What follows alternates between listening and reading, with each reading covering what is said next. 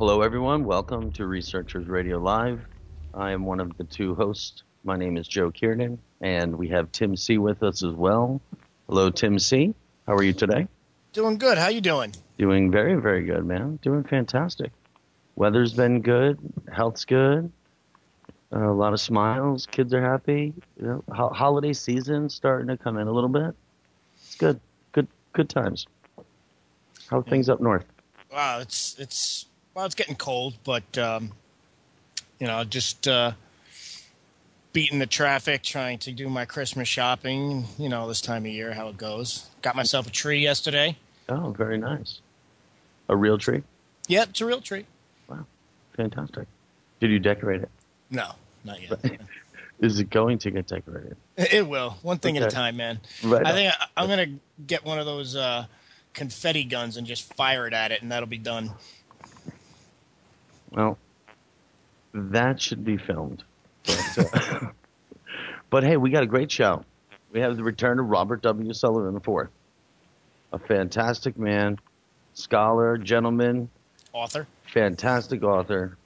And we were just discussing prior to the show about the Royal Arch of Enoch, where I was just going back through it again over the last week, and that really is a fantastic work. It really is a good book, and I really just feel that should be said before we get on here, so people don't think I'm just saying it because he is on air. I'm telling everyone, these are fantastic books that he has written, and a lot of times people just will write on these topics and throw a lot of coincidences, if you will, in there to make it interesting and to give it a plot and to more or less have something to talk about on the matter. But this is completely different. This is a pulling back of the curtain. This is showing you how it was really designed. Yes, there was a grand story in a lot of these things, specifically the cinema symbolisms. And let's just say The Wizard of Oz. It was a fantastic story, and yes, it was made for children, and it was made for the adults. But the cleverness, the wisdom behind it was the ultimate design of the movie, being able to encode it for certain individuals to find humor, if you will, because when it's recognized, it's an appreciation. It's an inside joke, if you will. I just want to put in here. I think it's fantastic. Just to be clear, you were talking about two books. The Cinema Symbolism is Cinema Symbolism, a guide to imagery in popular movies. The other book was The Royal Ark of Enoch. Absolutely. Thank you very much, Tim. And both of which could be found at robertwsullivan.iv.com. IV as in the fourth, Roman numeral IV, Robert W. Sullivan IV. And we have Robert on the line here, and we're going to bring him in shortly.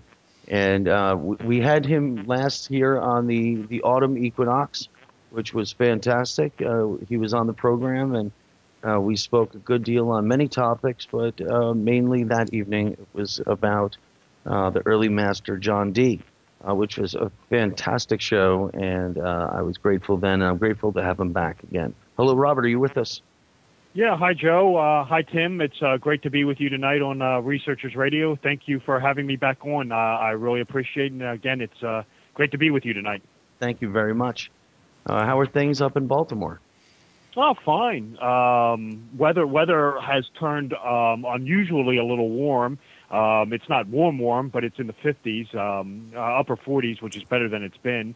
And of course, the Ravens won today, although it was an ugly win. So that's always a good thing. And no, everything's fine. This is my. I was telling you before the show. This is my final radio show for 2014. So I figure go out in style on Researchers Radio. Got some shows booked for. Yeah, absolutely. Got some shows booked on in January. Yeah, I know you mentioned that, and I had also noticed you have a few good shows lined up for January, don't you? Yeah, I have. I'm going back on restricted airspace, okay. and then Sean Stone, right. Oliver Stone's son, has invited me on his TV program called Buzzsaw, and this will be done via Skype. It's a pre-record, I believe, but that's going to take place in early January and probably will air sometime in around January 7th, 8th, 9th, 10th, somewhere in that time frame. That's fantastic. But, I wish you the best of luck with that. That sounds fantastic. He's a big fan of the books. Oh yeah, he's read. He's a very interesting guy. He knows his things as well. What network absolutely. is that going on? That's the Lip. It's an internet radio. It's an internet television show. Oh, okay. It'll be there, but it'll be put on YouTube and things like that. And he has both copies of Cinema Symbolism and the Royal Arch of Enoch, and I know he really liked them. I know that's he's told me in emails, but that says a lot too, because he's had someone like his father in his ear for years talking about things like this. Yeah. Yeah, absolutely. And he invited me on the show, and we've been trying to get together on a date, and it just kept, wasn't happening. So finally, we pinned down a date in January. And like I said, I'm pre-recording with him. This will be a TV show, so this will be interactive. You can see me on the screen and things like that. And this was pre-recording in early January and probably air sometime around like January 8th, 9th, 10th, somewhere in that time frame. But yeah, this is my last show for 2014, and I couldn't think of a better program to be on than with you guys and here on Researchers Radio. And again, thanks for having me on. Yeah, well, it comes back to you too. We're grateful to have you on here. And the first time we had you on, we spoke a good deal on the Royal Arch of Enoch and Cinema Symbolism.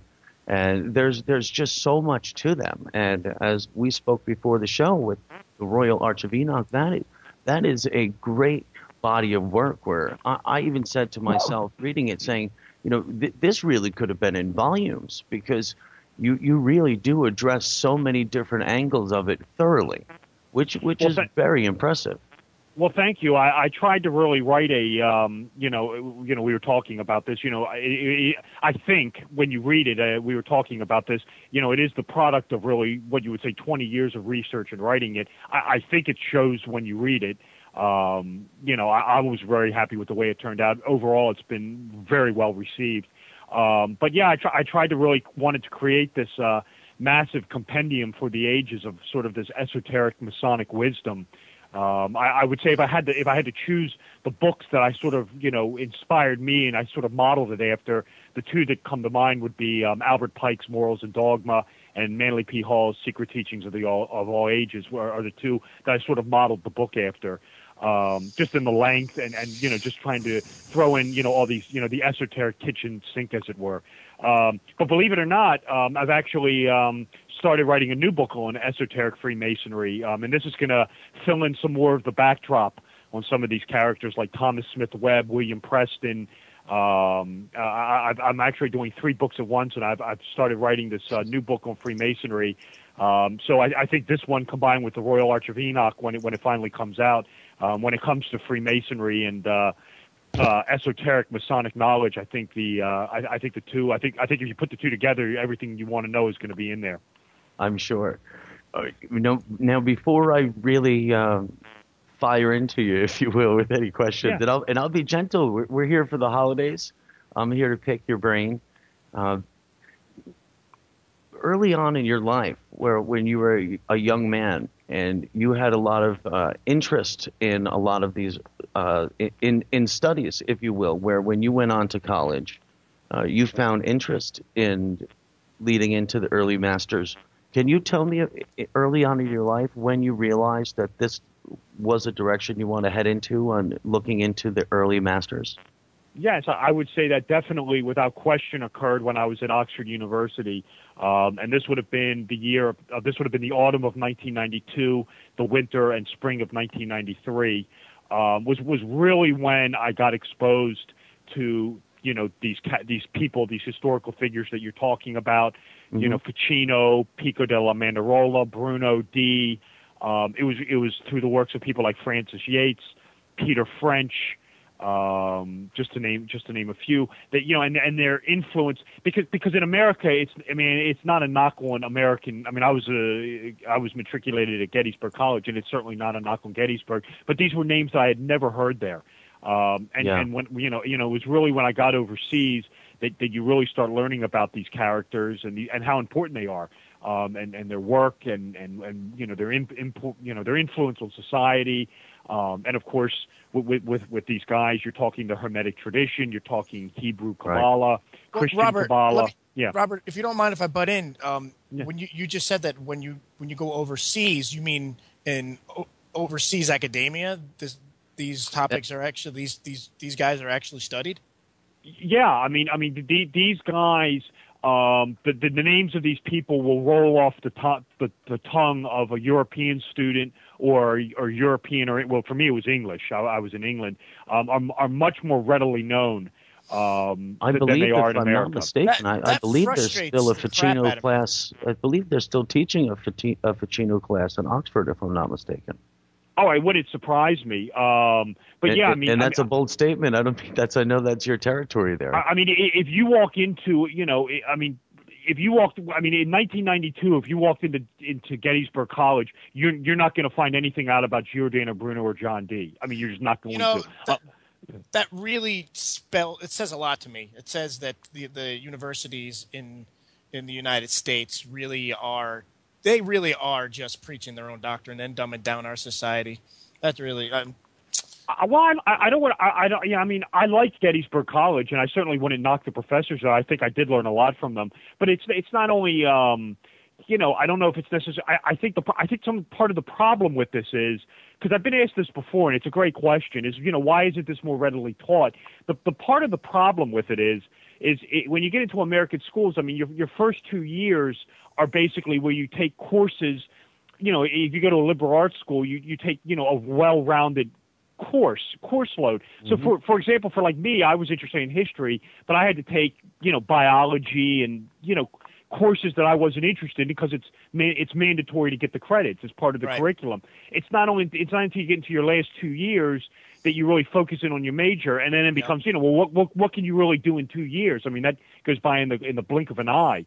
So I don't know if it's necessarily, it's just the way the system is, and in 2 years You raise a good point, right? Yeah, you're just not going to be able to devote the time to this sort of material. I got lucky and found out about it when I was overseas. But to be brutally honest, I mean, it really wasn't until I got out of college I could really sit down and, really, I mean, it was a little bit at Gettysburg and at Oxford.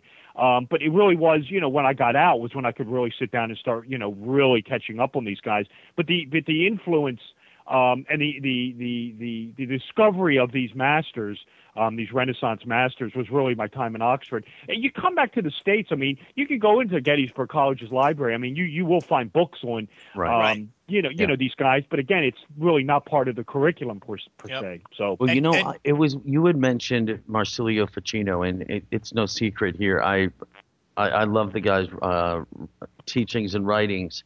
But, one of the things that really brought me to him was I love the writings of Plato, and even through high schools and through different universities, we get so many different interpretations. And one might go to a certain university to hear a certain professor speak on his interpretations of what Plato meant in the Symposium or the Republic, and to find out that the man Marsilio Ficino, who really gave it to us in the modern language today, he had a completely alternate version, really, of the Plato story.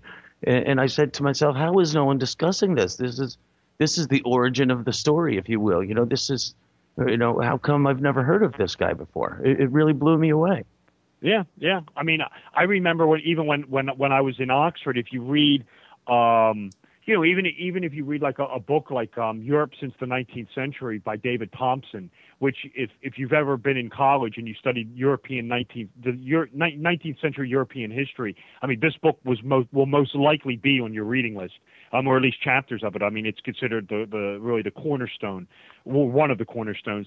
I mean, and again, this is an English Oxford professor.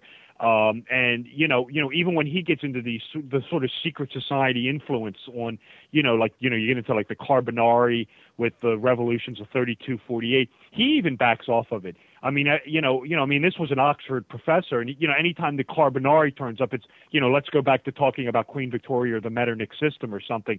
So I mean, you read the works of, and again, this is one of the people that the works of Frances Yates.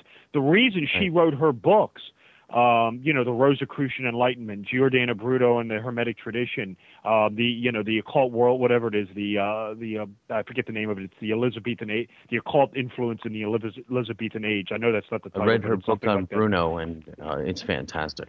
Yeah, I mean, the reason she wrote those was she was sick and tired of, Oxford and Cambridge professors just dodging this material. That was one of her motivations. And she said, basically, if you guys aren't going to talk about it, I am. And that's how those books became produced. And the same thing with me with sort of the Royal Arch.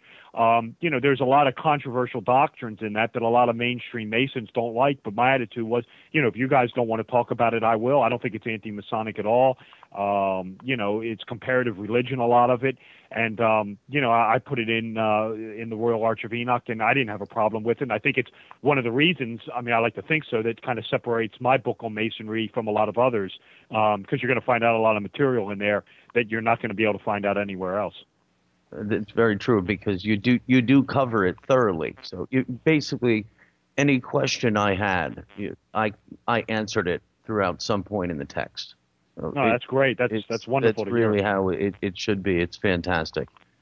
It was a few times I said I'm gonna contact him and ask a question, and then I got my answer in there. But with the Royal Arch of Enoch, I was really getting into the City of the Sun being the District of Columbia, and right. And you really tear into that pretty good, and it's you bring it together in a nice way, because people have spoken on many different aspects of it before, but it's almost as if they've been close to the target, but hadn't quite put the puzzle all together. But yeah, I like the way you laid it out. It was very nice. Well, thank you. That's a chapter. I think that's the second to last chapter in the book. Again, I could fill up the last hour and a half talking about this. So yeah, I'll just go over it briefly. But yeah, you have the Neoplatonic, work of the astrological Dominican friar Tommaso Campanella, the City of the Sun with the great domed building on the hill, and of course the dome building is the chamber of the solar messiah Apollo. This comes from the works of Vitruvius. And reinterpreted by people like Leon Battista and Alberti and Andre Palladio, of course. And you have a lot of, when it comes to Freemasonry, of course, you have, and this is how I start the book off, you have the sun being the most important symbol within Freemasonry, the quote-unquote light of the world, the life of the world, light, enlightenment, you get that play on words. So, of course, if you're going to found the Masonic Republic, you're going to base your federal city on with a lot of solar astrological icons. And, of course, you find this in the federal district, not only with the domed building. We have the Washington Monument, which is the Egyptian obelisk, which is Amun-Re and Ra, the spiritual force behind the sun. And, of course, I delve into some of the, other arcana, the Pythagorean theorem formed by the White House and the Washington Monument up to the Capitol, with the hypotenuse being Pennsylvania Avenue. And, of course, Pennsylvania Avenue is the key, Pennsylvania is the keystone state. Of course, a keystone is very important within Royal Arch symbology and high-degree Freemasonry in general. So you have that symbolism going on.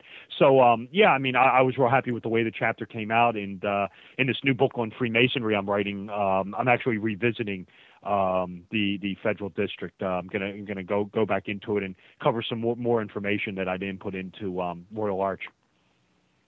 I'm sure you are. I know you have 3 in the works. My fear is I have to wait for any of the 3. Well, I'm doing 3 at once actually. I know, I'm doing Cinema Symbolism 2. I don't know how you do it. Yeah, which is all 3 are well underway. I'm doing my first work of fiction, and then I'm doing this other Masonic book, which again is going to fill in. I'm going to do some more on DeWitt Clinton, more on Thomas Smith Webb and William Preston, and how the ritual synthesis differs in America and Great Britain, because that difference is of great importance. What's some of the other? The Washington D.C. stuff I'm gonna delve into. So I'm doing another book on Freemasonry. Like I said, I think that, or hopefully, when this book on Masonry is done, if you put this together with the Royal Arch of Enoch, everything you want to know will be in those 2 books when it comes to esoteric Freemasonry. And you had just mentioned DeWitt Clinton, and he was a big player in the game for Oh, your yeah. chapter, especially for the Hudson Valley, where Tim is, where Right. Tim resides. Oh, yeah, absolutely. I mean, again, this goes back to what we were talking about 10, 15 minutes ago about how hard it is to, discover these masters in college and university. Let alone in a classroom. Pretty much, you're going to have to find it out on your own. Well, DeWitt Clinton, you can throw him into that group as well. I mean, here is an incredibly important American. I mean, he is the guy who picks up the Masonic mantle after the death of George Washington in let's see, it would have been today. Today would be the anniversary. 215 years ago, right now, actually. It is, isn't it? December 14th, isn't it? Wow, Yeah, I think so. 1799. Right? Yeah, so 215 years ago, I want to say. Yeah, to the day. Okay. See, there was a good reason for you to be here tonight. Yeah, there you go. That's very it was hiding. syncretic. It was there. Yeah, it is. Yeah, December 14th. So, but he picks up Washington's mantle after his death. I mean, he's the guy who is really utilizing Freemasonry and especially the high degree systems to really, for lack of a better word, cultivate and craft the new nation. And he is a vastly important figure.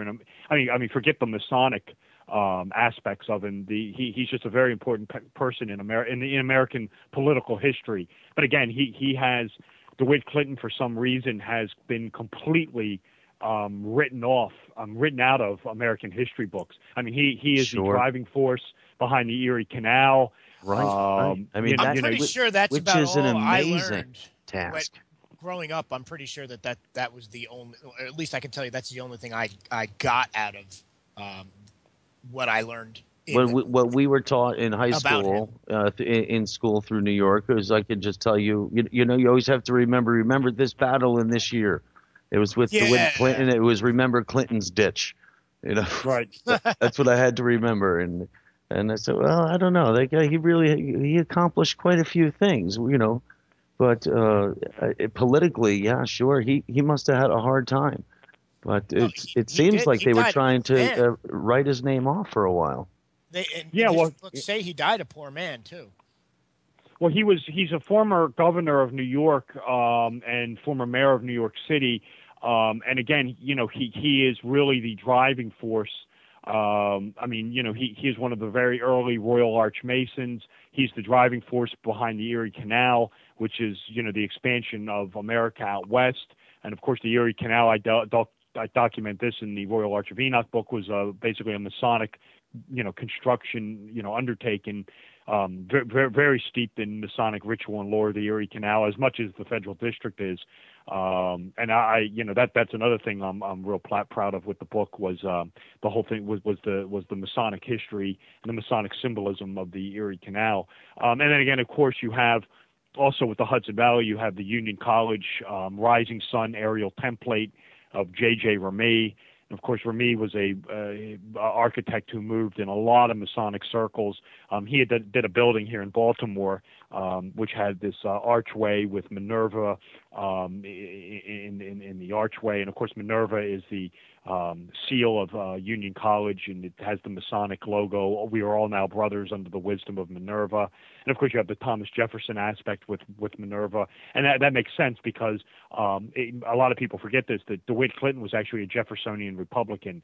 He hangs around with all the Federalists, but he is actually a Jeffersonian Republican. I mean, and this is what he was using Masonry to do, was to reconcile the political divide between the Jeffersonians and the Federalists. And he was using high degree Freemasonry to ameliorate the circumstance and affect society. And of course, this gave rise to the notion that he was in the Illuminati of all things.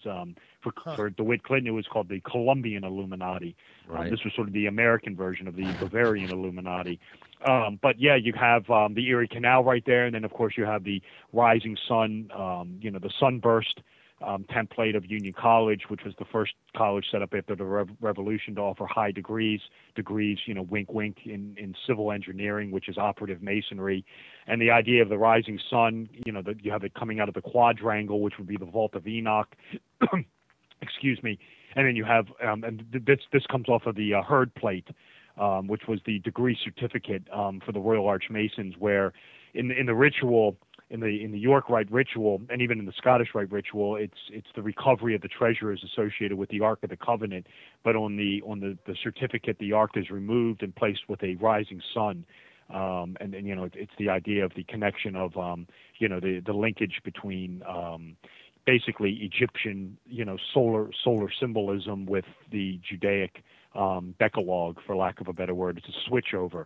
So you have the Union College aerial template over me, which is the sunburst, the rising sun coming out of the vault of Enoch. Interestingly, Thomas Jefferson actually rips off the Remy design of Union College and employs it at I talk about this in the book at University of Virginia. If you look at the University of Virginia aerial template or architectural design, it's the Union College. It's the dome building with the sunburst coming out of the quadrangle, with the buildings, which is the vault. Jefferson rips it off completely. So if you can look at it, there's a lot of University of Virginia students would be upset. They're very proud of Thomas Jefferson for yeah, well, he stole J.J. Remy's. He stole J.J. Remy's template of Union College for the University of Virginia, and you can read all about it. I'm just going over it just because I'm just giving you the bare bones of it. Well, you've read the book, but if you read the Royal Arch of Enoch, I document it much more. The Union College, occult Masonic template, and comparing it to the and Remy was best friends with Thomas Jefferson, so it's no surprise that this happened. So definitely, if you're interested in that, and again, this ties into the whole aspect of the Masonic influence in the United States, and you'll even find it in colleges and university. So definitely check that out. Check out the Royal Arch of Enoch for that. Please, man, everyone, please do. And back to a little bit of Hudson Valley, Washington.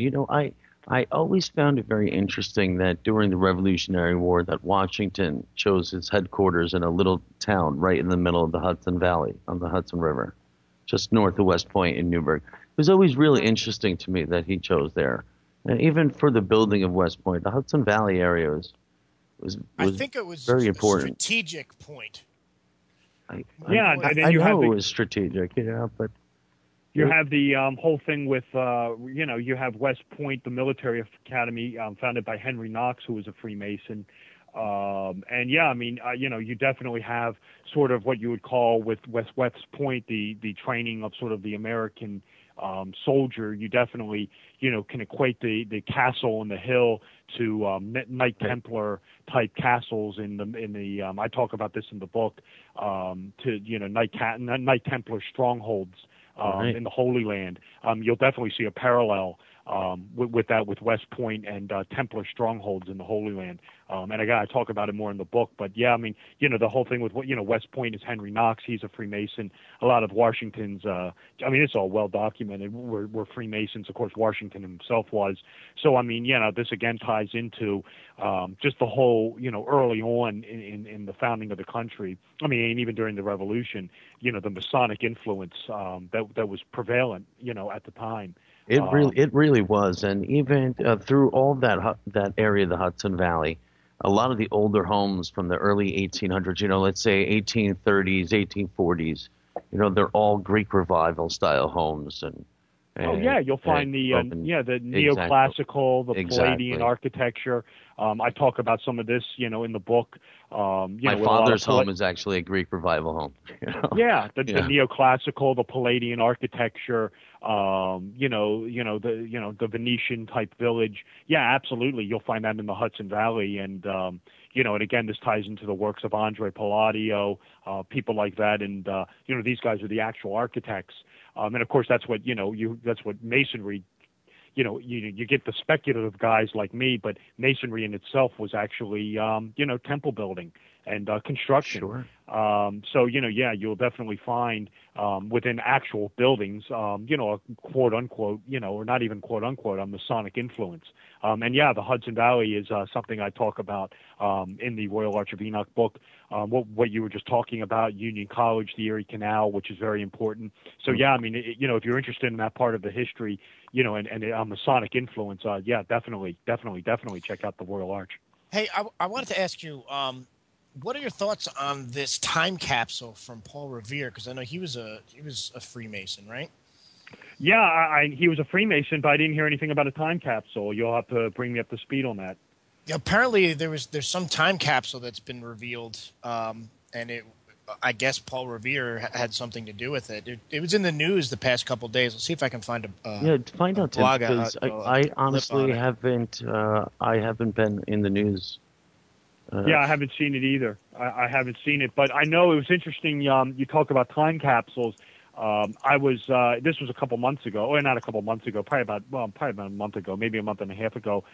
Here in Baltimore, they have in downtown is the Baltimore Washington Monument, and this was done by Robert Mills, who's the same guy who did the same. He was a Mason also. He did the obelisk in the Federal District.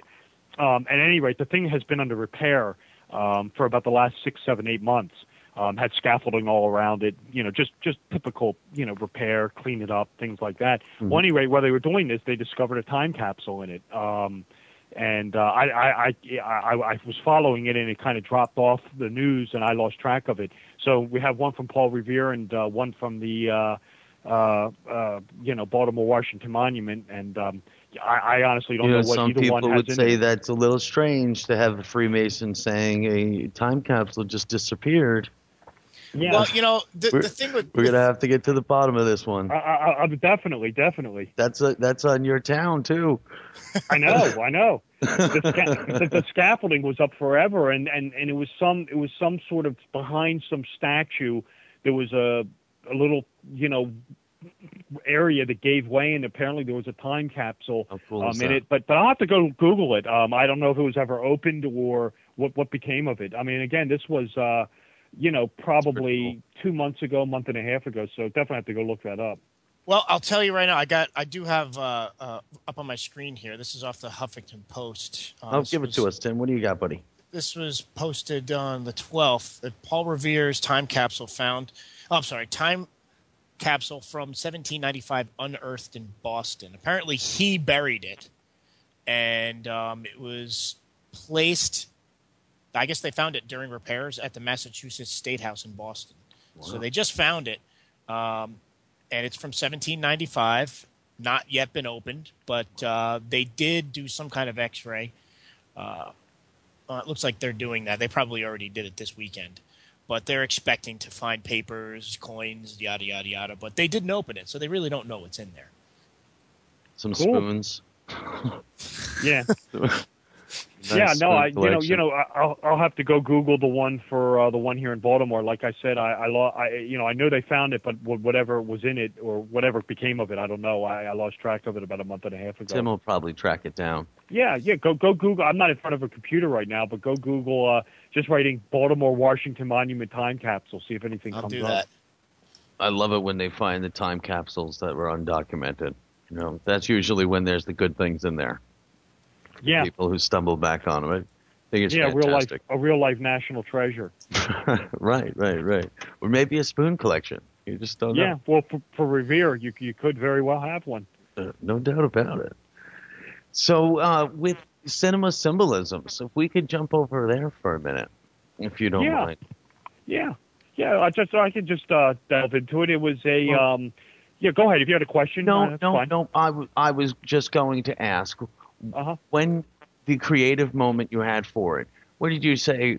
Did you have a moment where you said, everything I watch, I'm just seeing symbolisms that are just hidden in everything. I just have to let people know what's happening right in front of their face, because the way you say it, it's almost as if you could just sit in front of a TV all day and just point things out on every show and movie. Go ahead. No, that's it was just more or less a statement where I'm just shocked how you could just pull back the curtain on everything and you say, wow, you know what, I've never even looked at it that way before. But you help it, you give it in such a way that you could almost see it for yourself now. Yeah, well, when I was doing Royal Arch of Enoch, when I was writing it, what I wanted to do was when I did the last chapter deals with what Masonic symbolism in popular movies. And it was more Masonic themed stuff, like, the National Treasure movies and Da Vinci Code. And I was seeing this. What I was doing, what I sort of did was I took the 20 years of research and turned it on Hollywood. And what you'll start seeing is this esoterica turning up in films. It's very well concealed. And it really was when I saw the National Treasure movie. I had, caught wind of some of this stuff earlier with like the Matrix and Gnosticism and Star Wars with the monomyth of Campbell. And of course the works of Carl Gustav Jung and the collective unconscious. But really when I saw things like the National Treasure and the Da Vinci Code, I could see that these guys were really doing a very masterful job of putting this stuff in and trying to sneak it by you. But while they were doing it, it was sort of conveying this sort of mythological, undercurrent that was going on in the movie that they wanted to sort of pin in your unconscious by employing this material and sort of using alchemy almost to make the movie, to basically turn the movie into living mythology is the best way for me to describe it. So when I was writing Royal Arch, I took on things like the National Treasure and being there and the Excalibur movie, which is the King Arthur solar legend. And I wanted to keep writing. I wanted to do the Star Wars and, of course, the Black Swan movie and the Back to the Future and the James Bond. But I couldn't fit it in. I mean, the Royal Arch would have never end. So I thought, okay, when I finished that final chapter of Royal Arch, and again, the idea was I wanted to bring Royal Arch up to modern day. I wanted to end it on. I didn't want to end Royal Arch of Enoch in the 1850s. I wanted to end Royal Arch of Enoch in modern times. So I did the final.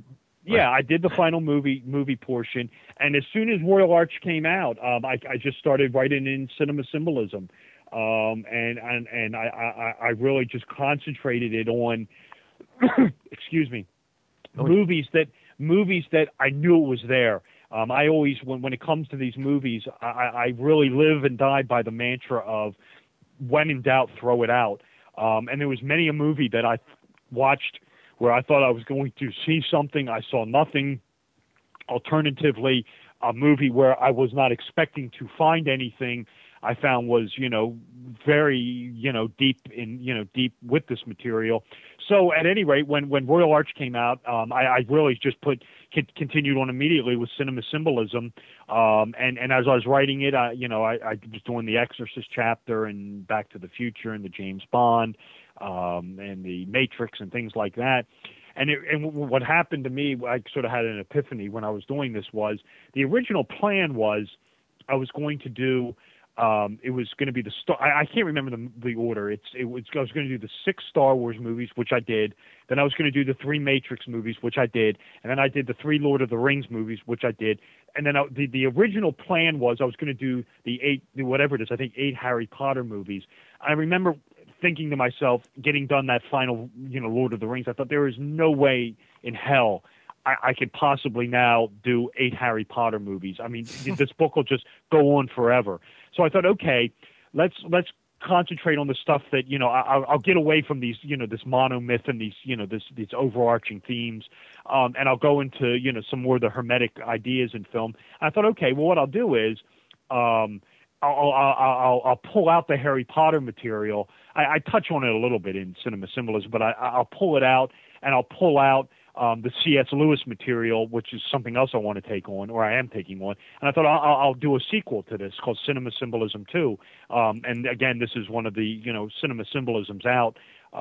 That's out right now. That came out in earnest in August of this year. And I'm writing Cinema Symbolism 2 right now, which I'm going to delve into movies of Alan Moore and some of the, like I said, the C.S. Lewis, the Harry Potter material. I'm revisiting The Shining, doing some more horror movies. So, yeah, I'm real happy with the way that's coming out, and it's being written right now. The Shining. That interests me because Kubrick was great with symbolism, but what symbolism would I find in The Shining? Oh, my goodness gracious. I talk about it a little bit. Oh, I mean, where do you want to start on this one? How many times have you heard that with that movie? Yeah, no, well, I touch on on The Shining briefly in cinema symbolism, but it's something I'm definitely more going on into cinema symbolism too. What Kubrick does is he uses repetitive numbers and repeating cycles in the movie, and he does it. It is absolutely staggering the amount of repetition that occurs in that film. And what the reason he does it is, and what he is doing is, he is employing it to convey the repetition of reincarnation that's going on inside the Overlook. And again, it's something I take on in cinema symbolism. One, I mean, you have the whole idea of the Overlook being sort of the shadow self, the Jungian shadow self of America. A lot of the characters wear red, white, and blue. Danny Torrance and the mother wear red, white, and blue before going to the hotel. When they go into the maze, they're wearing red, white, and blue. She actually refers to the hotel as America. She says, "We got to keep America clean." Allman, when he meets Torrance for the first time, is wearing red, white, and blue. And of course, this is symbolizing sort of the dark side of America, because you have the Overlook being built on the Indian burial ground. And it's the idea that the United States was founded on the Indian nations at the cost. And of course, Allman says this. He says, it's the dark side of America. Only the best people come here. Only the most opulent presidents, movie stars. So you have this whole dualistic notion of United States of America versus American Indians. And again, this is actually seen in the two weapons used by Wendy Torrance and Jack Torrance: the baseball bat of the American pastime and the tomahawk axe that Jack wields at the end of the movie. But you have Kubrick picks certain numbers and repeats them over and over again. He repeats the number 12 over and over again. He repeats the number 21 over and over again. If you pay attention to it, when Jack Torrance gets to the hotel at the beginning, he tells him that it took him 3.5 hours to get there, which is whatever it is, whatever it is, 210 minutes or whatever. And then of course the photo at the end is in a grouping of 21 pictures, the ballroom photo at the very end of the movie. And then of course if you add if you multiply the number 237, you get or whatever it is, if you add them up, you get 12. A 12 is a number that repeats over and over again. Jack throws the ball against the wall 12 times. They take 12 turns in the maze, in the hedge maze. 42 is a number that repeats, which is 21 times 2. So it's an endless cycle of repetition that Kubrick is using to convey. And again, doubles appear throughout the film. You got the little twin girls.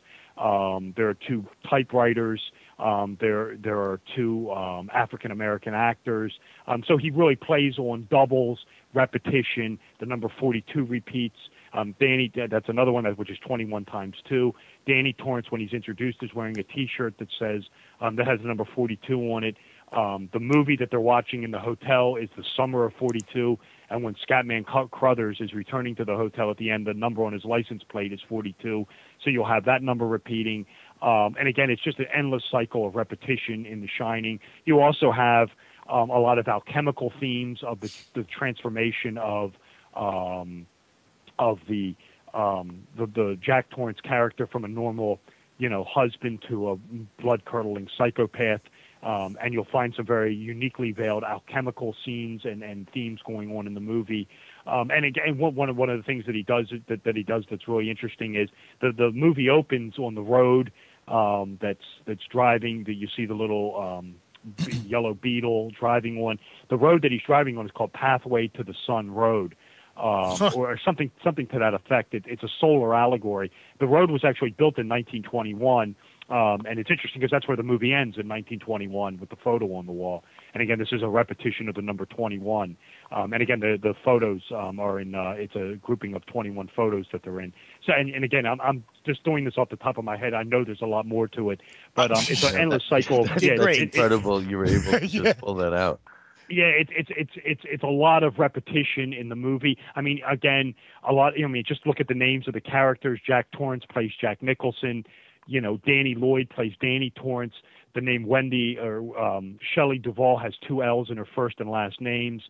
You will find two African American actresses in it. The one thing that he does is really unique is when the little girls are introduced, the two little murdered little twin girls. Danny sees them playing when he's playing darts in the hotel's game room.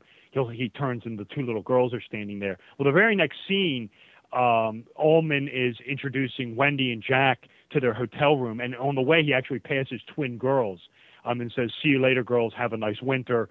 I picked up on that. Yeah, it's an immediate thing, and of course the other thing he does that's really unique is pay attention to the little girl's dress, the light blue color.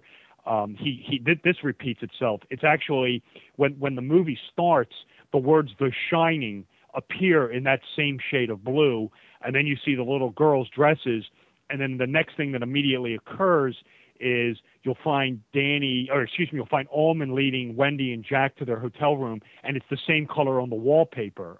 The wallpaper is the same shade of blue, and of course the little girls were murdered in the hotel. And what Kubrick is planting in your unconscious mind is that the walls of the hotel are actually bloodstained. It's actually murders in the actual walls of the hotel. That's another little thing that Kubrick does. And Kubrick picks incredible. up. Kubrick was absolutely incredible. Kubrick picks up on a trick that William Friedkin does in The Exorcist to convey that it's Halloween. And of course, this is the midway point between the autumn equinox and the winter solstice. This is when darkness is taking over. Darkness, demons, death, evil. And you'll find this in The Exorcist where the mother's walking home and she's accosted by the trick-or-treaters. What Friedkin is putting in your subconscious mind is that it's Halloween, and now this is, the sun, the death of the sun, the death of the light, darkness, the demons come out to play in Georgetown. Kubrick does this exact same trick in The Shining. When Jack Torrance Nicholson is interviewing with Ullman at the beginning, Ullman tells him, he said something of our operating hours are mid-May to October 30th. Right. And that's the last day. So you know that the Torrances are moving into the hotel on Halloween the very next day. Again, it's the same trick that Friedkin does. This is death, decay, and of course it's wintertime, darkness. This is when all the demons and the ghosts come out to play in the Overlook Hotel. I think one of the most misunderstood movies of Kubrick's was Eyes Wide Shut, and I have arguments with people on it all the time. But the truth is, I don't even know if I understand it completely. That it's just such a mind-bending experience, that movie. Eagle Feather in the chat room says in The Shining, the little boy's sweater says Apollo 11. Right. This is a solar reference. Sorry to interrupt, gentlemen. No, that's okay. It's a solar reference, and this ties into. It's something I mentioned in the book. I'm not sure if I really buy into it or not. The idea that Kubrick faked the moon landing. Okay. Because the idea is that Kubrick is the one. There's a whole solar alchemical story going on inside that movie, and you can definitely, Apollo is of course the sun god, so you can tie it in with that. There is a theory out there, and I'm not sure I buy into it. I mentioned it just because it is out there. And they're asking you about that in the chat room as well. Right. The idea is, I'll talk about it. I know exactly what it is the idea that Kubrick filmed the footage of the guys jumping around on the moon. Right. Whether they went or not is another thing, but they couldn't film on the moon. So the idea is maybe they really did go, but Kubrick filmed the footage. And the idea is that when you see the little boy stand up with the Apollo 11 sweater on, it's a rocket launch. The idea is when what he does is if you pay attention to it, I will say this: if you pay attention to it in the movie, when he stands up with authority. And you could definitely see it is definitely deliberately done. Right. And the idea is that this is symbolizing the takeoff of the Apollo 11 rocket. Then the little boy goes to the room, which is room 237. And that adds up to 12. That adds up to 12. Yeah. But if you multiply it, also I think you get a number that repeats itself. I want to say, I can't remember, maybe 42. 42. There you go. It's the repetition of the 42. But the idea is that the number 237. See, he changed it in the book. I think it's room 2. It's something else. It's like 213 or 212 or something. And King always asked him, why did you change the number of the room? And Kubrick just laughed it off and said, artistic license or whatever. But in the late 1980s, it changes. The moon was 237,000 miles from the Earth. So the idea is that the rocket is going to the moon when the little boy goes into the room. Okay. That's the idea behind it. It's a rocket going to the moon. Like I said, I'm not sure I really buy into it. Right. But it's an interesting theory out there. I'm more interested in the repetition of the numbers. I mean, it's not only that; it's characters saying lines back to each other. I mean, I'm just touching on it right now, but it's just a ton of repetition, repeating numbers, cycles.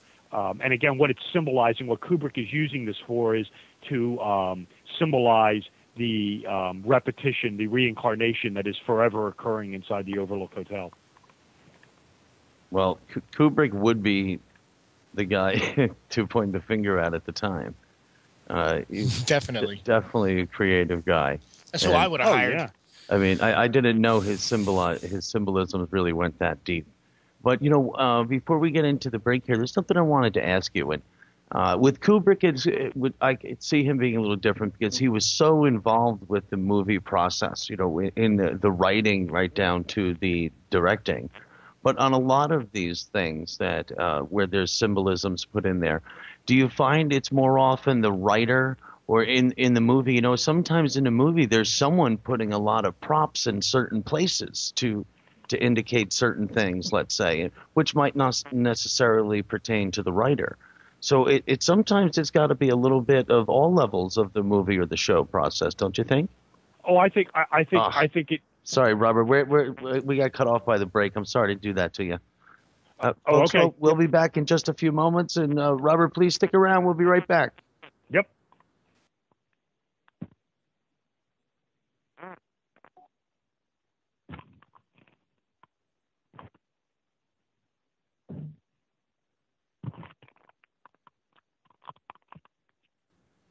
Welcome back to Researchers Radio Live. I am Joe Kiernan, and Tim C. is here with me. Mr. Robert W. Sullivan IV is here as well. I'd like to thank everyone for tuning in to freedomslips.com. Please make your way to freedomslips.com, and I recommend every show and every broadcast that people really should get over there to the website, freedomslips.com, and get into the chat room, get yourself comfy, hop in a good conversation. There are 2 shows running concurrently on Studio A, Studio B. I'm partial to Studio B. I think Studio B, Tim, I have to check, but I think Studio B rules, I believe, right? Yeah, Yes. I believe so. Studio B B rules, and last time I checked, we are the highest rated studio this side of the universe, so that's not bad. So if you could really get to freedomslips.com, and it is listener supported, so please, if you're enjoying a program, any program, and just like a street performer, you enjoy what you're hearing, you like what you're listening to, you want a little more, throw a dollar in the hat. That's all we ask. No big deal. With that said, I hope everyone is having a nice holiday season. It's a peaceful year here in the U.S. so far, kind of. It's a couple rough spots, but all in all, it could be a lot worse.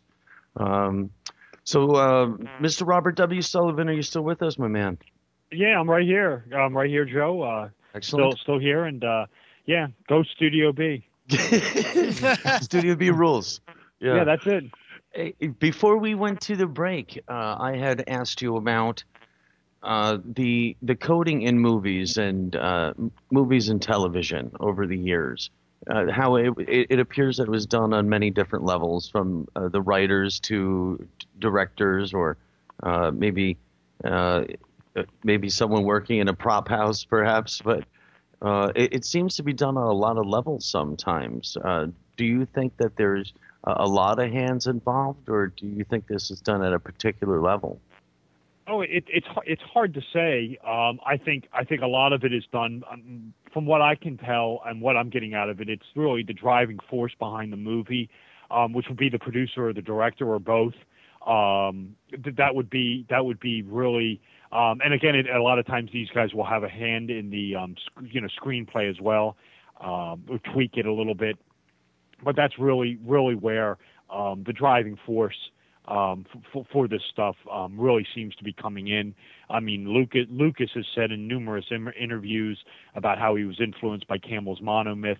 And again, I know they haven't talked about it and whatever, but I mean, obviously the Wachowski brothers, or siblings, I should say now, are very familiar with the Gnostic religion. I mean, you just see it over and over again in the Matrix. So I mean, these guys, I really don't buy into the argument. It's been presented to me that, oh well, this is all just a giant coincidence. I mean, I don't buy into that at all. I've seen way too much evidence of this. I mean, these guys know what the hell they're doing. I mean, I firmly believe that. I mean, of course, there's an exception to every rule, and of course, if you've read Cinema Symbolism, I mean, you always have to allow for Jung's collective unconscious. I mean, these guys are subject to that as well.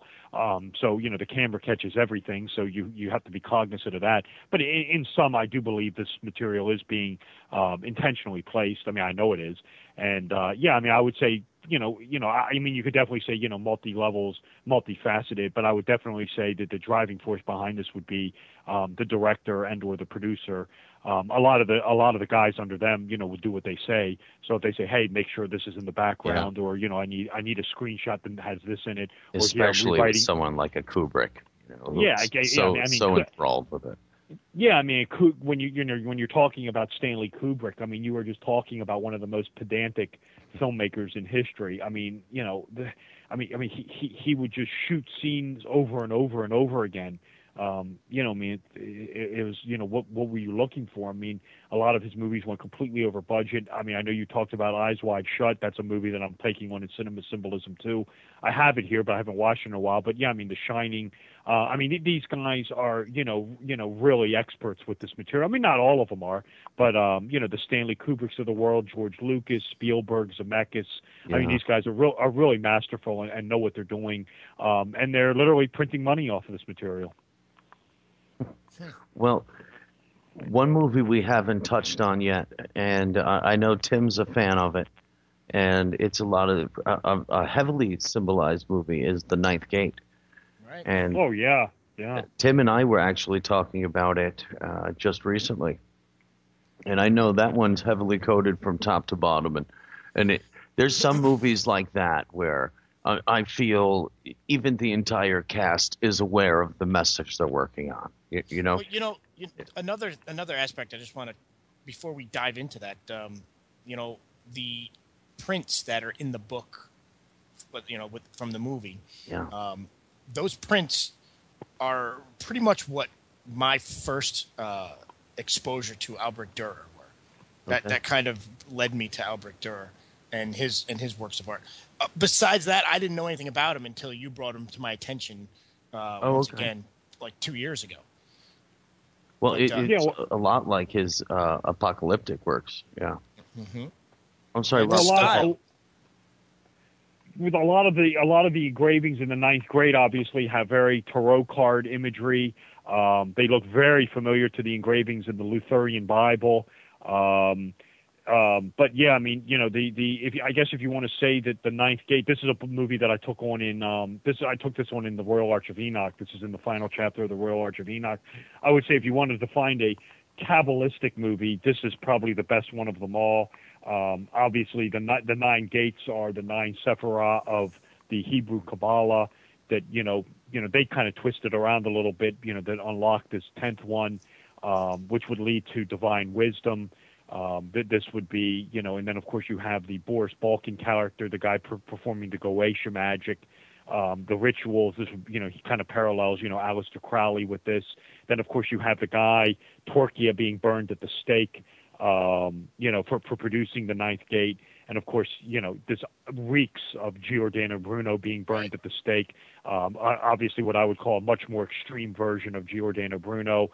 But yeah, you'll find, and then of course you have the idea. The movie confuses Satan with Lucifer. The Lucifer would be correct, but they put an evil element on it. But it would be the idea of you're seeking, you're seeking light through the study of this material. And of course, Lucifer means the light bearer.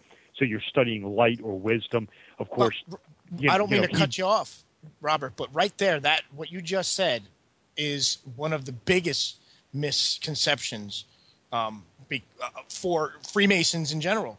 The idea that Lucifer is, Satan in some way. Correct me if I'm wrong, but didn't Albert Pike write on that? Right. Go ahead. Well, I was going to say, and I think you even mentioned the book earlier in the show, oh man, I can't think of the name of the book, but I'm sure it. It's Morals and Dogma. There you go. Yeah, he pretty much it's more of like a disclaimer that Albert Pike pretty much says in the beginning of the book, saying something along the lines of, referring to God and God as Lucifer, but more or less how it could be misconfigured. What he says is the book, the Morals and Dogma book, is really not a book about Freemasonry. That may surprise a lot of people. It's about comparative religion, and the idea of Lucifer being twined with the Christian devil comes from the works of John Milton.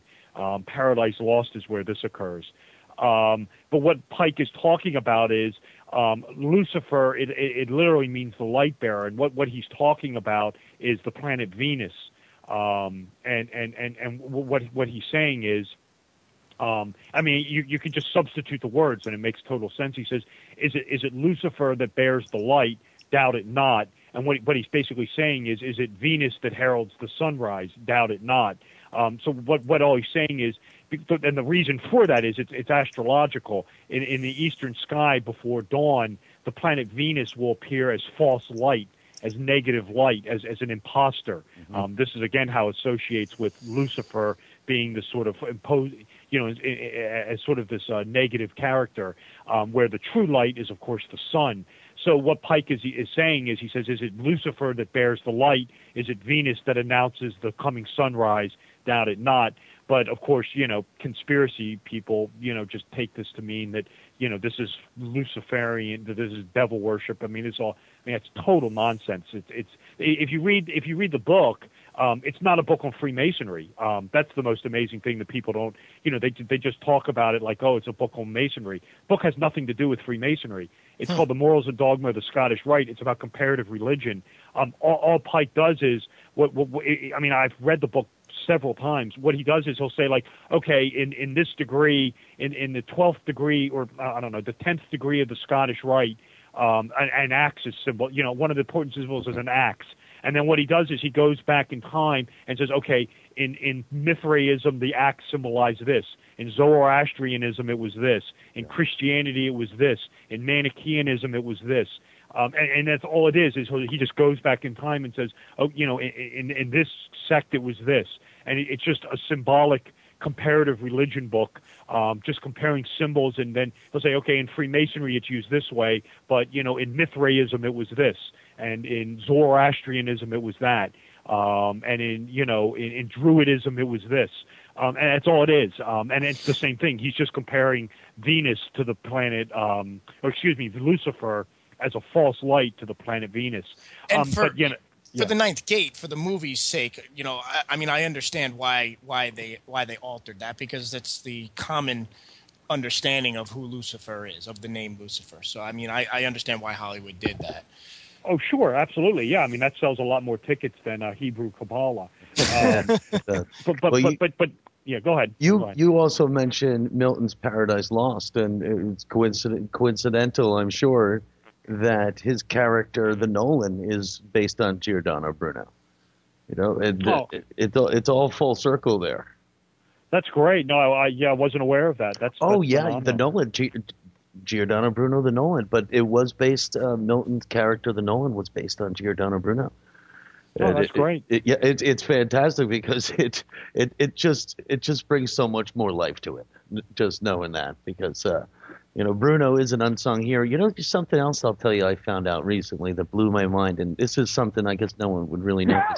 My father remarried a number of years ago, and his wife was born in Florence and had grown up and moved here to America when she was 18. I guess it would be about 40 years ago.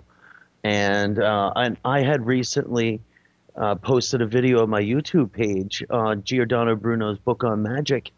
And she said she listened to the video and she said she loved his book on magic. And she said it was incredible that she had heard the name Giordano Bruno so often when she was young that here in America, no one knew his name, and she didn't hear anything. She said she barely knew who he was, and she said she thought it was so strange because the street she grew up on was Giordano Bruno Lane. And she said, good God, yeah. And she said, it was just so well known, but here's no one even knows who he is. It's just someone might know who he is and say, oh yeah, he was the martyr that got burned at the stake, and it's the guy. He had so many great thoughts, and it's so much to say. But with Bruno, he's always been a good character for me. He's always got my attention. That I know all of his transcripts from all the Inquisition trials. They were all, of course, lost, and it's a lot of strange situations with him. But he's influenced a lot of people over the years, and I'm glad to still see people discussing him these days. Oh, yeah, I talk about him in the Royal Arch of Enoch book. I call him a proto-Masonic thinker. Definitely, understood comparative religion. I guess for him, he probably was a little too much vocal on it. And like you said, got burnt at the stake in 1600. But yeah, I mean, he's definitely an influential, very, very influential character.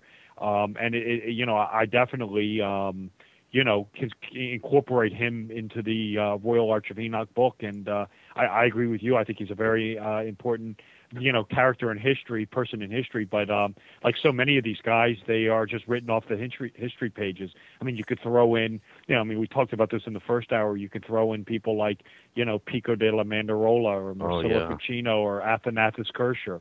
I mean, you want to talk about, the mysticism and, the founding of the Hermetic tradition. Oh, I could talk about that forever. Kircher, Kircher was much more. He was like an adventurer type person. Oh, yeah, too. yeah. I mean, he actually would go on these excursions that you would see, like if you watch National Geographic or any of those channels and you see guys getting lowered into volcanoes, that was his kind of stuff. He was crazy.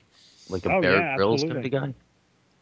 Yeah, you could say that. Celebrity Bear Grylls? You'll find Athanasius Kircher echoed in Father Marin from The Exorcist, the Jesuit priest who is digging up all the pagan ruins. Of course, this is what Kircher did, was investigating the, pagan origins of Christianity. And you'll find that in Kircher's work as well. Kircher also, and again, this ties it in, it was owned... possessed the Voynich manuscript of Yale University. Oh, no kidding. And they think, I don't have to tell you guys this. They think some of the, the manuscript was written by none other than your friend and mine, Dr. John Dee. So, you have a D. Kircher connection as well. That really is a fantastic manuscript in the sense that, really no one has really broken that thing down. And it blows my mind because it's such a beautiful work. There's got to be an answer to it. It's not just random scribblings. No, not at all. And the people, it's more or less even the people who possessed it. It's not just random people. It's, a lot of key players have had that thing. And recently, wasn't it? I'm sorry. Go ahead, Robert. I'm sorry about that. No, I was just going to say it's actually, you have an idea, this is the case of life influencing art. You have the idea of the Voynich manuscript being kept at Yale University, this alchemical grimoire. And of course, this is paralleled in the works of H.P. Lovecraft, where you have the Necronomicon being kept at Miskatonic University. So, you have this sort of idea of life influencing art. I talk about that more in the in Cinema Symbolism. But yeah, I mean, it is interesting that, that manuscript was possessed. And this is something we were talking about before the show started, that the Jesuits, would be interested in a mystical occult grimoire. And I suggest that, and this is something I talk about in the Royal Arch, with Kircher, with the Voynich manuscript, that the Society of Jesus are the progenitors of the high degrees of Freemasonry. And it's possible that they, it's not possible, it's most likely true, they, would have had a copy of the Book of Enoch. And this would have not been surprising, here we have Kircher with the Voynich manuscript that was written by, or at least it's been claimed written by John Dee. And of course you have a Book of Enoch floating around Europe. Where could that have come from? Well, John Dee again. He is a very likely source for that. So, it is interesting, the nexuses and connections you can make. And again, I don't pass this off as coincidence. Right. No, me neither. And I still so badly want to throw Giordano Bruno in there too, knowing that he went to London with a donkey full of books, but returned to Italy to be imprisoned. But yeah. We'll never know. That's the thing with Bruno. There's a gray area in that story. Why? Yeah, it's a shame too, because he really did have a lot of good works, and his book on memory, and he was definitely a little too vocal. I agree with you. Yeah.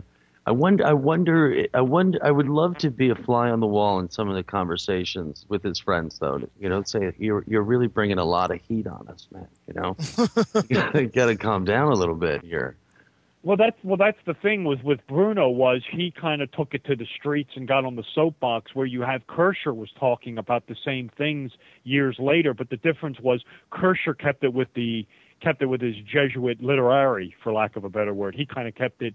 He wasn't going around on street corners proclaiming it like Bruno was. Yeah. Well, Bruno he brought it even further than that. He actually would go in front of the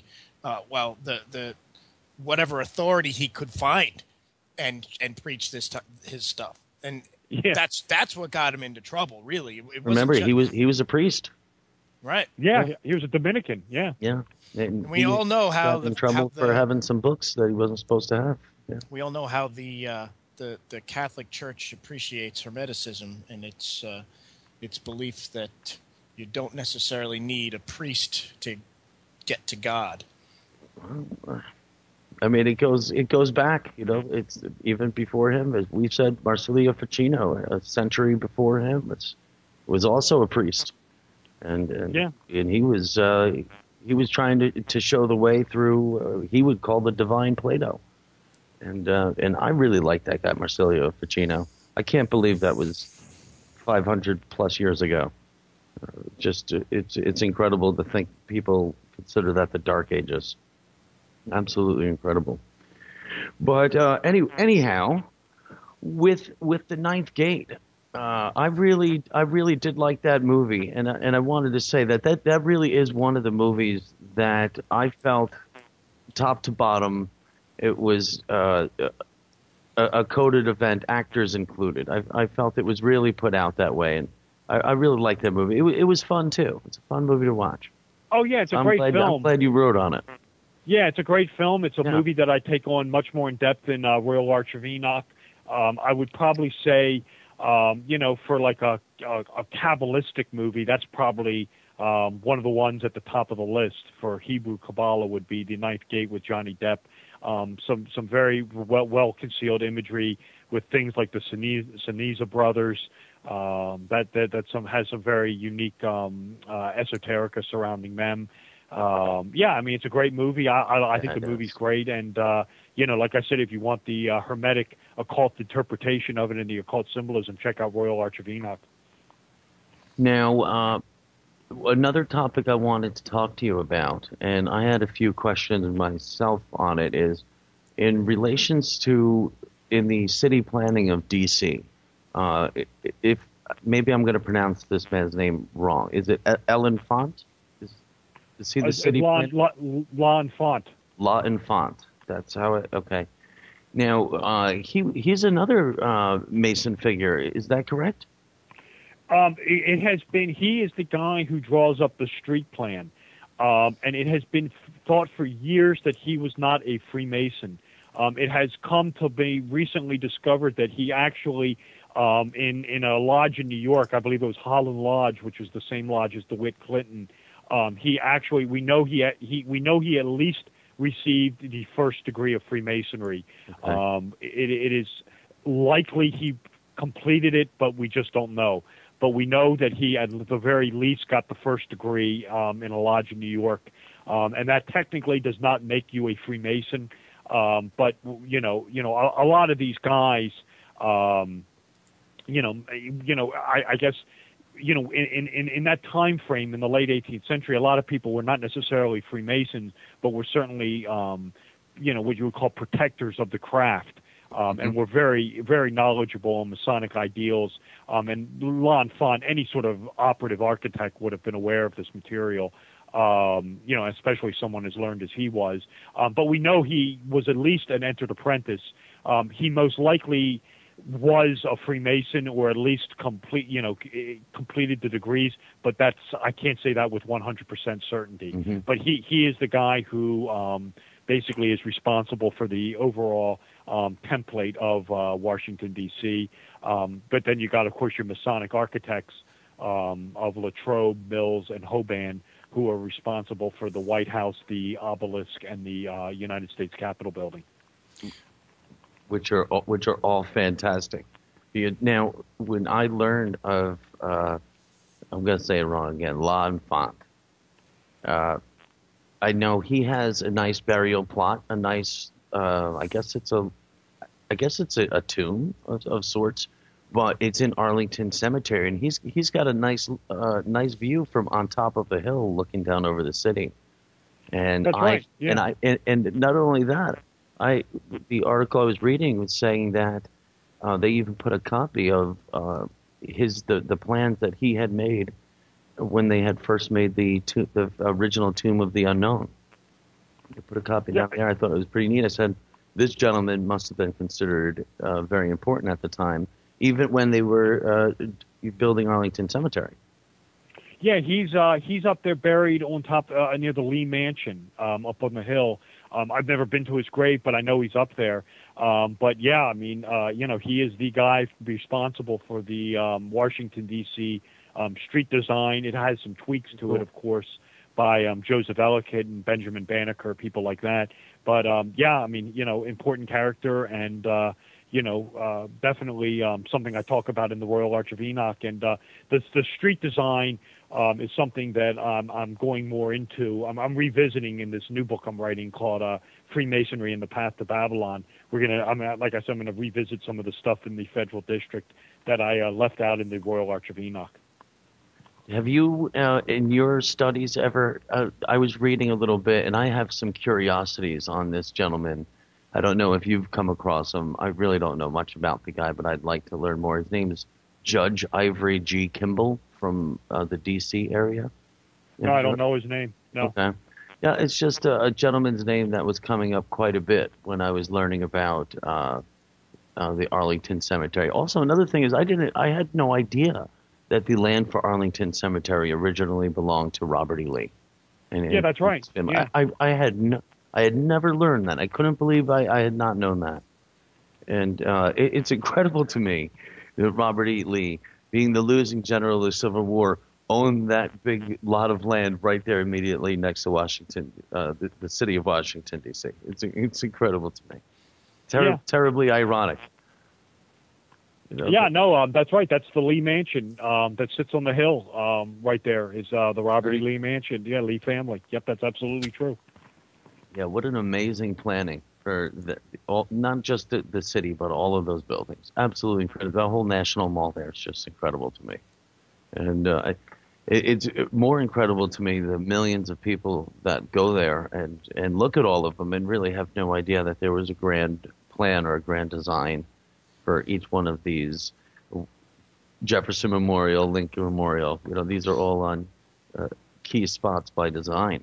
It's weird. The last time I drove through that area, I was driving home from Joe's house. Joe lives in South Carolina, and I went down to visit. And I thought to myself, it would be great if I could, maybe just go see a few, sightseeing places. Maybe just check out a couple. And Arlington Cemetery and the Washington Monument were both on my mind. But as I approached Washington, D.C., my radar detector started going nuts. And I decided, no, I'm just going to drive through, and that's that. What, you just drove through on 95? Yeah. Yeah, you could see the going through on 95 when you're south of D.C. You should get a good view of the George Washington Masonic Memorial. Yes. Yeah, you could see that pretty well from the road. I thought about actually going and driving to the place. I don't think I'm familiar with the George Washington Memorial. Oh, that's the replication of the Alexandria Lighthouse in Alexandria, Virginia. Yes, That's why I have seen photographs of it for sure. I have just not been to the building. Yeah, wow. you can see it from I-95. Believe it or not, I've never actually been in it, but I've driven by it numerous times from I-95. You can see it clear as day. I mean, it comes up immediately right off the horizon. But I've actually never been inside of it. It's one on my to-do lists. But yeah, I mean, when you're going south over the Woodrow Wilson Bridge into Virginia, it comes right up on you immediately. It's in Alexandria, Virginia. I've never been in it, but I hear it's quite impressive. Do you think, in your personal opinion, in regards to George Washington, do you think that he was more of an important person than history tells us in regards to did he just really become a Freemason later in life and just happened to have great success? Because people, he had a different type of success where it seemed like everyone on every level of society really would put all their chips in for this guy.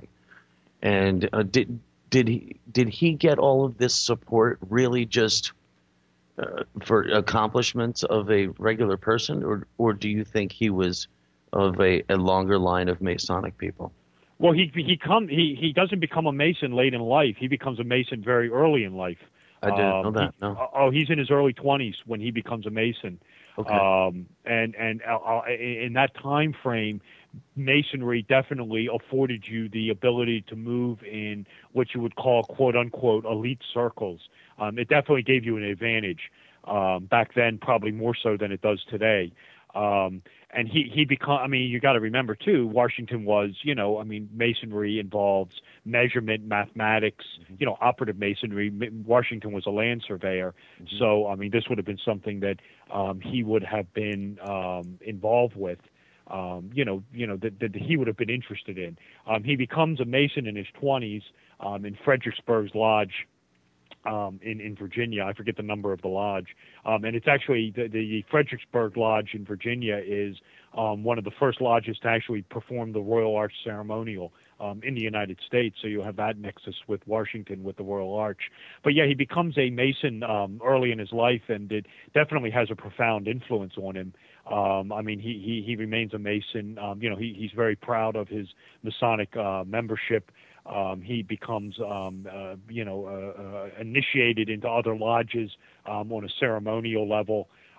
Even his house, he even designed his own house with the dome and proper math structures for Mount Vernon. Well, Mount Vernon, and then he has also had a hand in the federal district. Let's not forget that as well. But yeah, I mean, he's a Mason. A lot of his generals were Masons. I mean, you look at Henry Knox, Right. Lafayette, people like that were all Masons. So he surrounded himself with a Masonic circle throughout his life, and especially during the Revolution. And again, when he dies, he's really considered, within Masonry.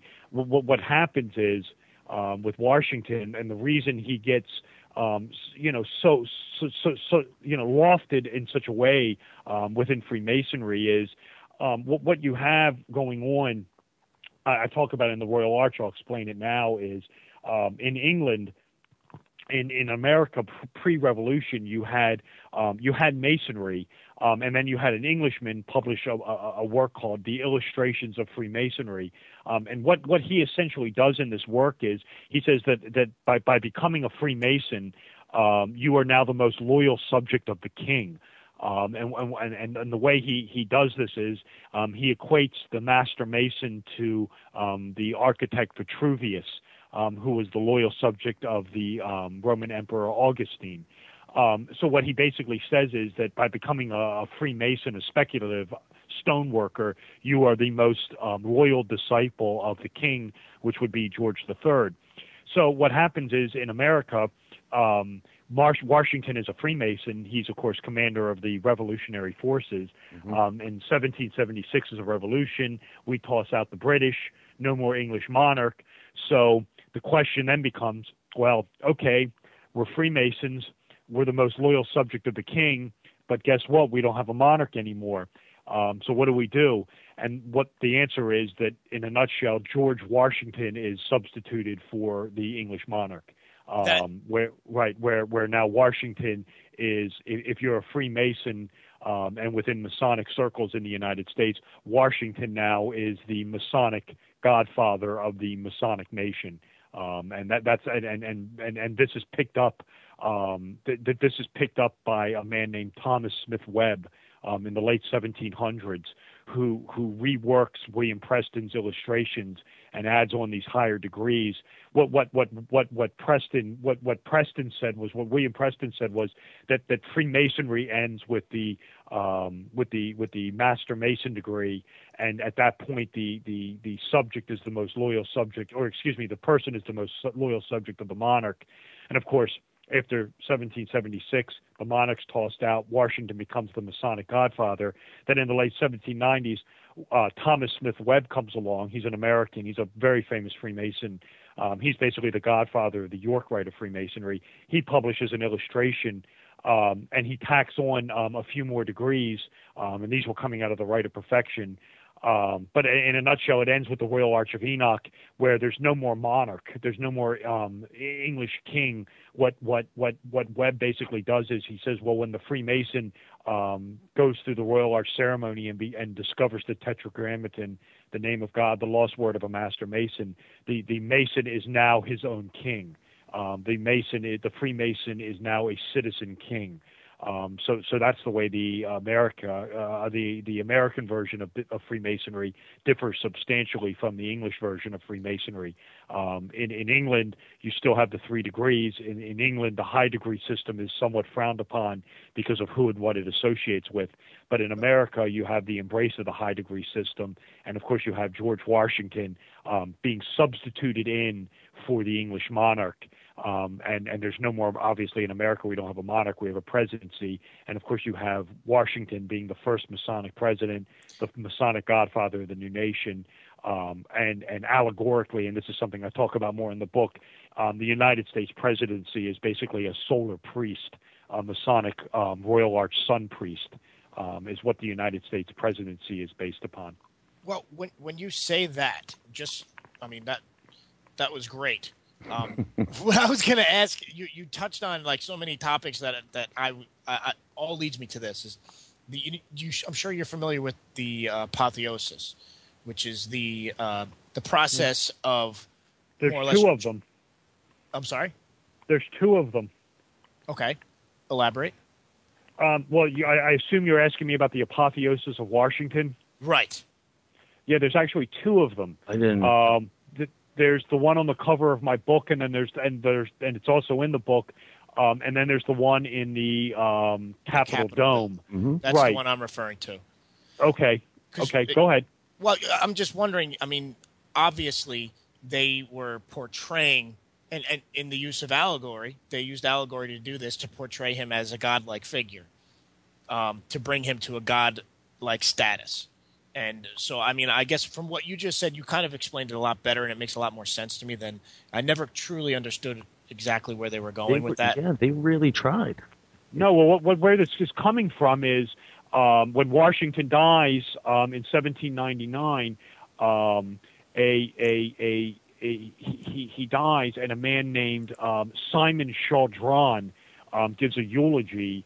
And this is more in the Royal Arch book. It is something I'm again bringing up in the next book. Simon Chaldron gives a eulogy where he says Washington is Enoch. He said he is the walking with God now in the afterlife in corporeal form, and is the Masonic God of the new nation. And right after that, and this is on the cover of the book, you'll see an engraving called the Apotheosis of Washington.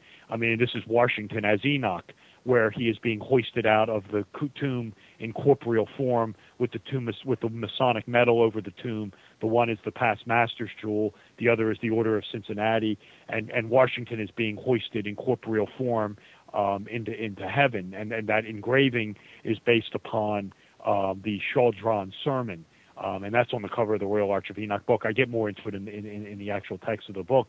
But then you're right, you have the other apotheosis of Washington underneath the United States Capitol dome, and of course this is the Washington as the Enochian sun god. The dome is the chamber of the sun god Apollo, so you have Washington being equated to the sun, and then on that engraving, on that fresco, you have numerous Royal Arch symbology. You have Washington over the rainbow, and of course the rainbow is the first Royal Archway, and then you have Hermes Trismegistus up there.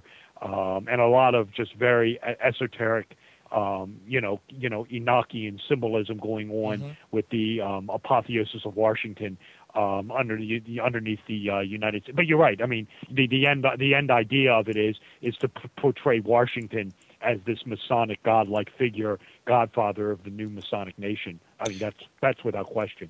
Can you explain why? I mean, you explained that he.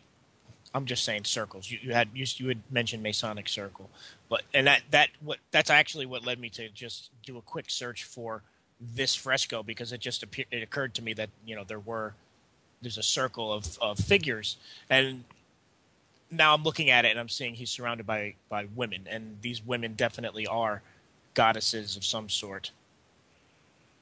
Yeah, I don't have a picture of it in front of me, but you have. There's lots of imagery up there. There's Columbia. You have Muses. You have Hermes Trismegistus. I think Minerva's up there at one point. All Greek and Roman. Yeah, he's got the whole crew. Yeah. All Greek and Roman gods and goddesses.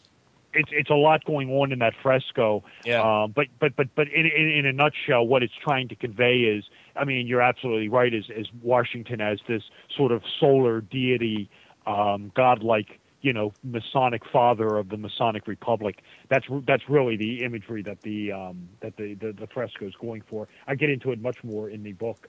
I take on both the engraving and the fresco in the Capitol Dome.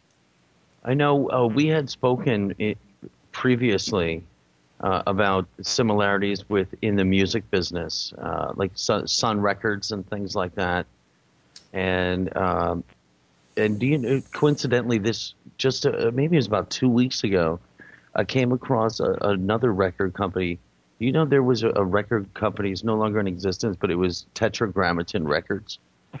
And that's great. I said, well, I had never known that before. And what blew me away was that was the record company for Deep Purple, and even John and Yoko's first album came out from Tetragrammaton.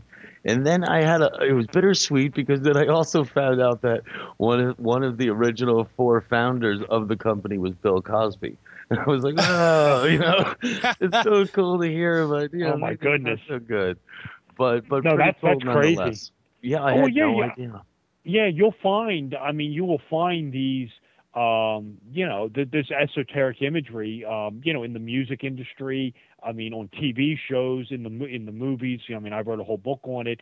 So, it's out there. I had never heard of Tetragrammaton Records, but my goodness gracious, the name of God Records.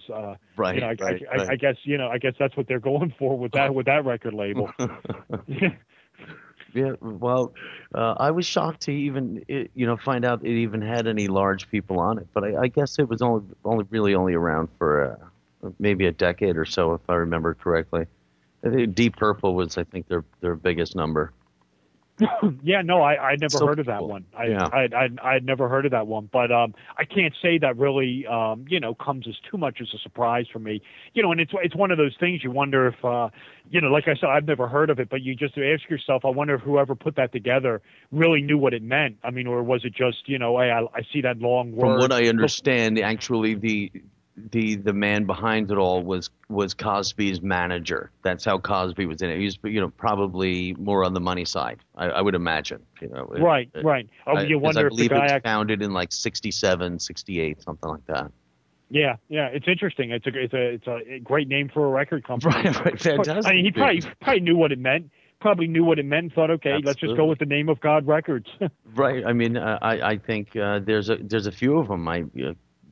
To me, no coincidence the Beatles chose Apple Records. That's highly symbolic as well.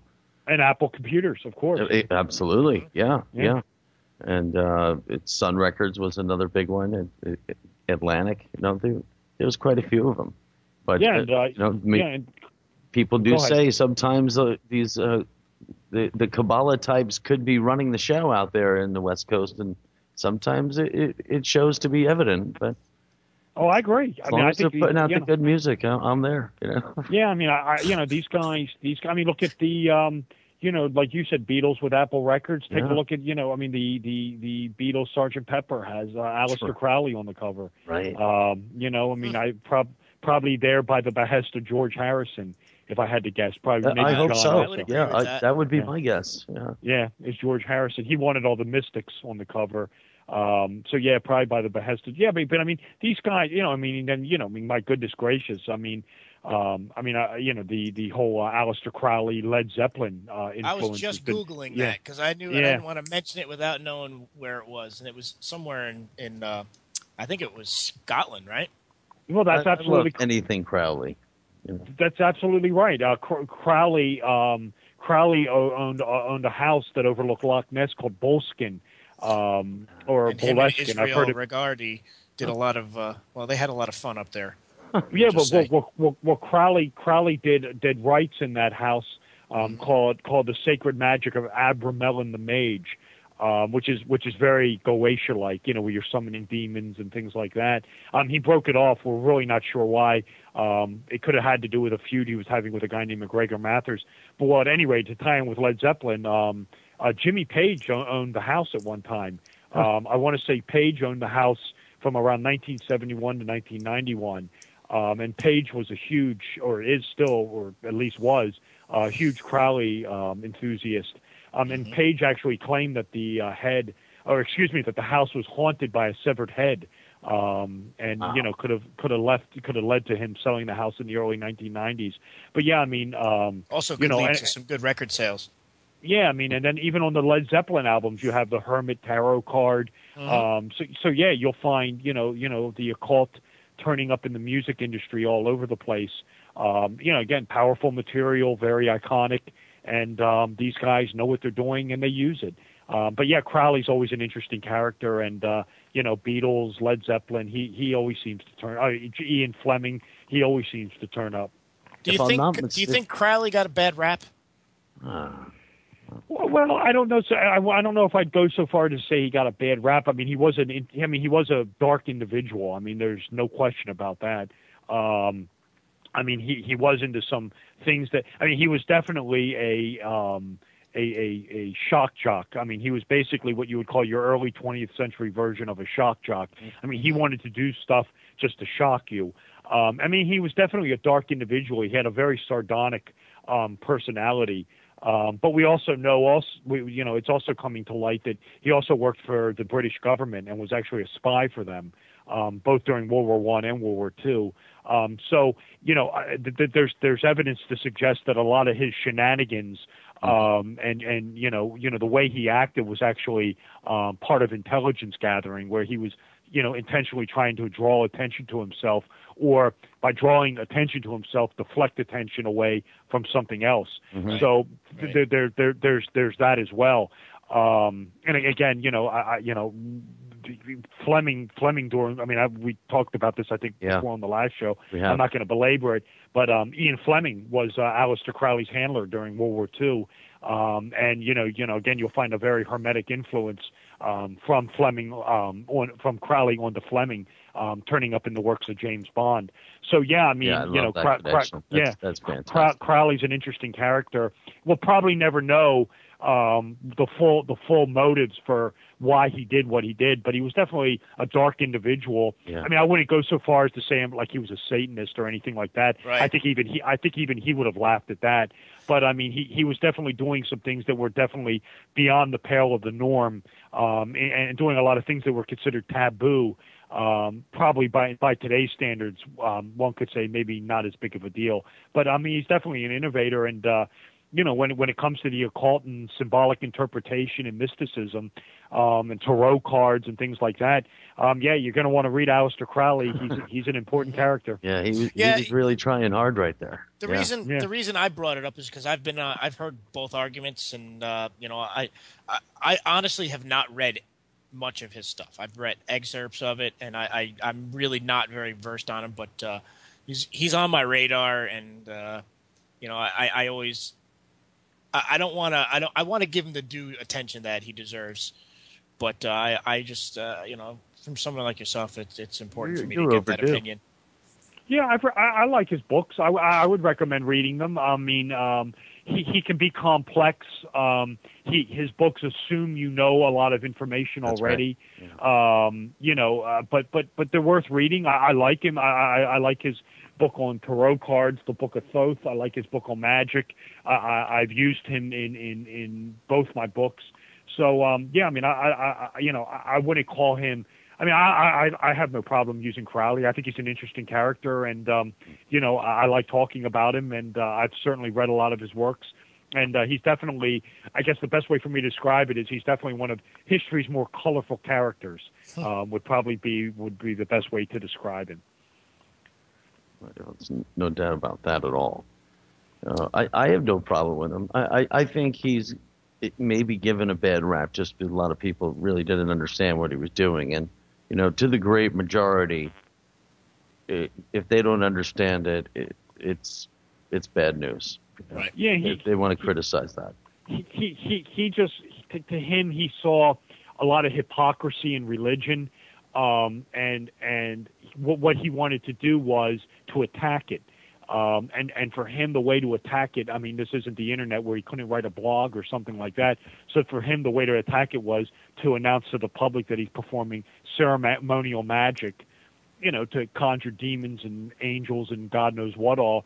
And I mean, he wanted to do it to upset people. I mean, not unlike our Giordano Bruno. Right. I mean, if you were reading about him doing this stuff and you were a Christian, he wanted you to be upset. Right. That was part of his motives, his motives. He wanted to shock you. He wanted to upset you. But of course, like anything else, he takes it to extremes and probably took it a little overboard in some aspects, and, could definitely be a cruel, like I said, and sardonic character. But, on the other hand, he did write a lot and produce some good books on the esoteric and the Hermetic tradition. And we have to remember some of it might have been an act at some degree. Yeah, and that's absolutely true. Yeah. I mean, some of it could have been an act, especially on the personality side.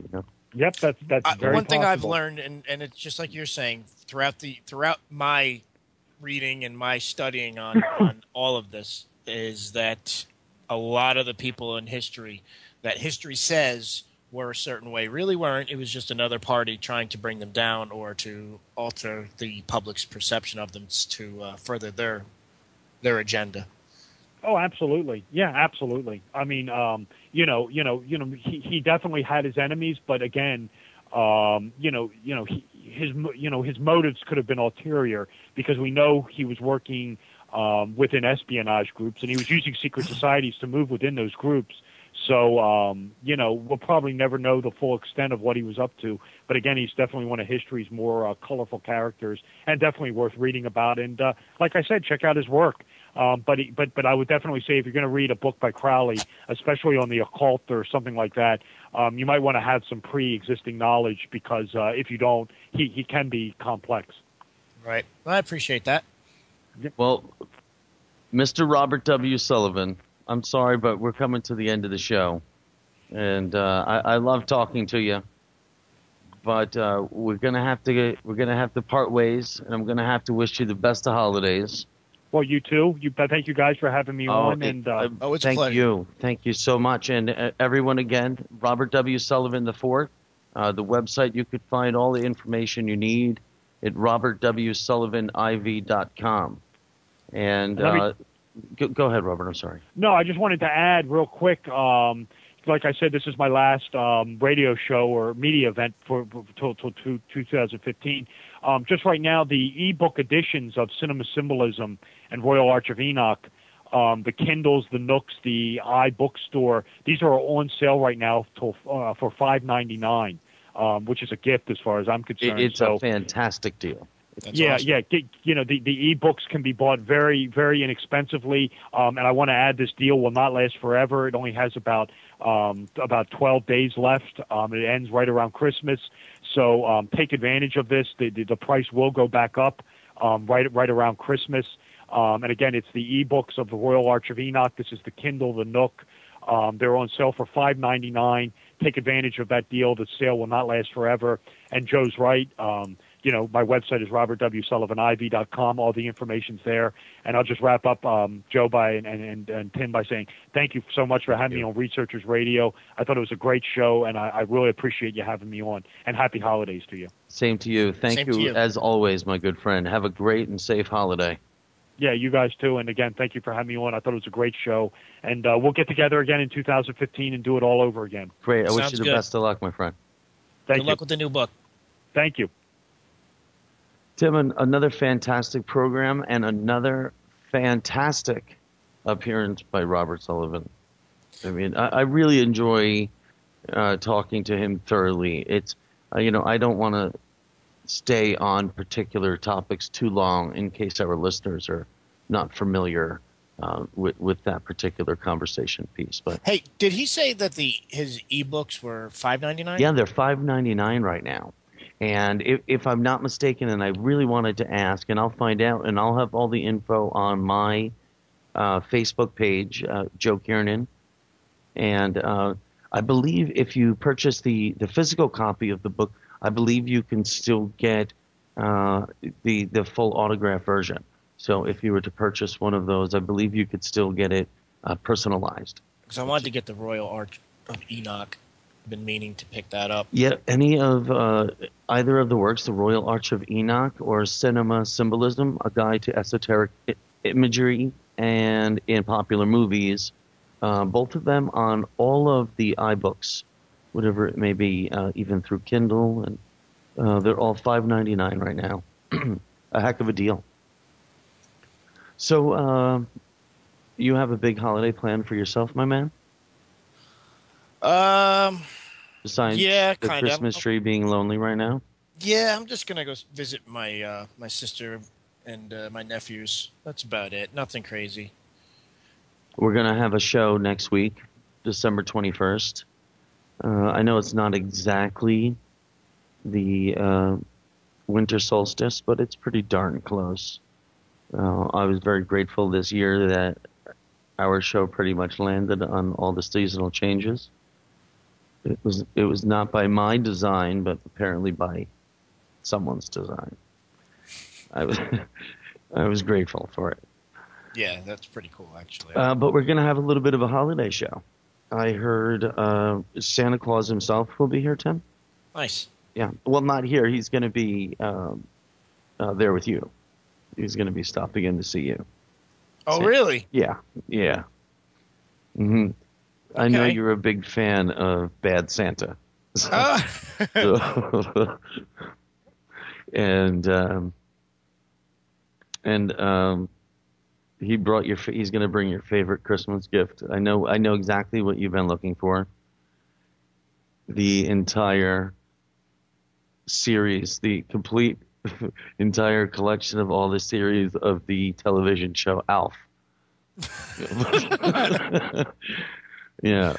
Believe it or not, I actually have a friend that gave that to another friend on VHS. No Oh less. man, And well, that was just 2 years ago. He oh picked it dear up for Lord, like $2 or $3 at like a Big Lots or whatever, and he actually gave that as a gift to another friend of mine, and I laughed really hard at that. I cannot lie. I don't even have a VHS player I anymore. saw the complete works of Alf and on DVD, and I said, "How could I not buy this right now?" You didn't buy that. Of course, I bought it. I bought all of them. No, no. But I did buy one. Absolutely, and I can't wait to give it to someone. It's almost like I'm treating that like the golden egg, and it's like, oh, someone's gonna get this thing. And I don't know who's gonna get it, but someone's getting the entire Alf collection. 19. On the life of Plato. Marsilio Ficino to his own friend Cesco Bandini. Greetings. In the last few days, I tried to paint the ideal form of a philosopher in Platonic colors. However, if I had brought Plato himself into our midst, I would assuredly not have pointed to some picture of that ideal form of a true philosopher, but to the ideal form itself. Therefore, let us look closely at our Plato, so that we may see equally philosopher, philosophy, and the ideal form itself at one and the same time. Genealogy and birth of Plato. Plato of Athens, the son of Ariston and Perictione, or Ptolemy, traced his descent on both sides from Neptune. For Solon was descended from Nereus and Neptune. The brother of Solon, Dropides, had a son, Critias the elder, from whom Callistraeus is descended. He had 2 sons, Critias the younger, who was one of the 30 rulers of Athens, and Glaucon, who was the father of Charmides, and Perictione. Perictione married Ariston and gave birth to Plato. Adimantus, Glaucon, and a girl, Ptolemy, who married Eurymedon and gave birth to Spesipius. Plato's father, Ariston, in turn was descended from Codrus, the son of Melanthus, who again traced their descent back to Neptune, as does Solon. It is said to have been well known in Athens that Ariston tried to approach Perictione, as she was very beautiful, but his attempts were in vain. Then he saw Apollo in a dream, and was commanded by him to keep her free from conjugal intercourse until she had given birth. Both Lauretus and Polycrates write of this. Plato was born either in Athens or in Aegina 756 years after the capture of Troy, 333 years after the founding of Rome, and 423 years before the coming of Christ.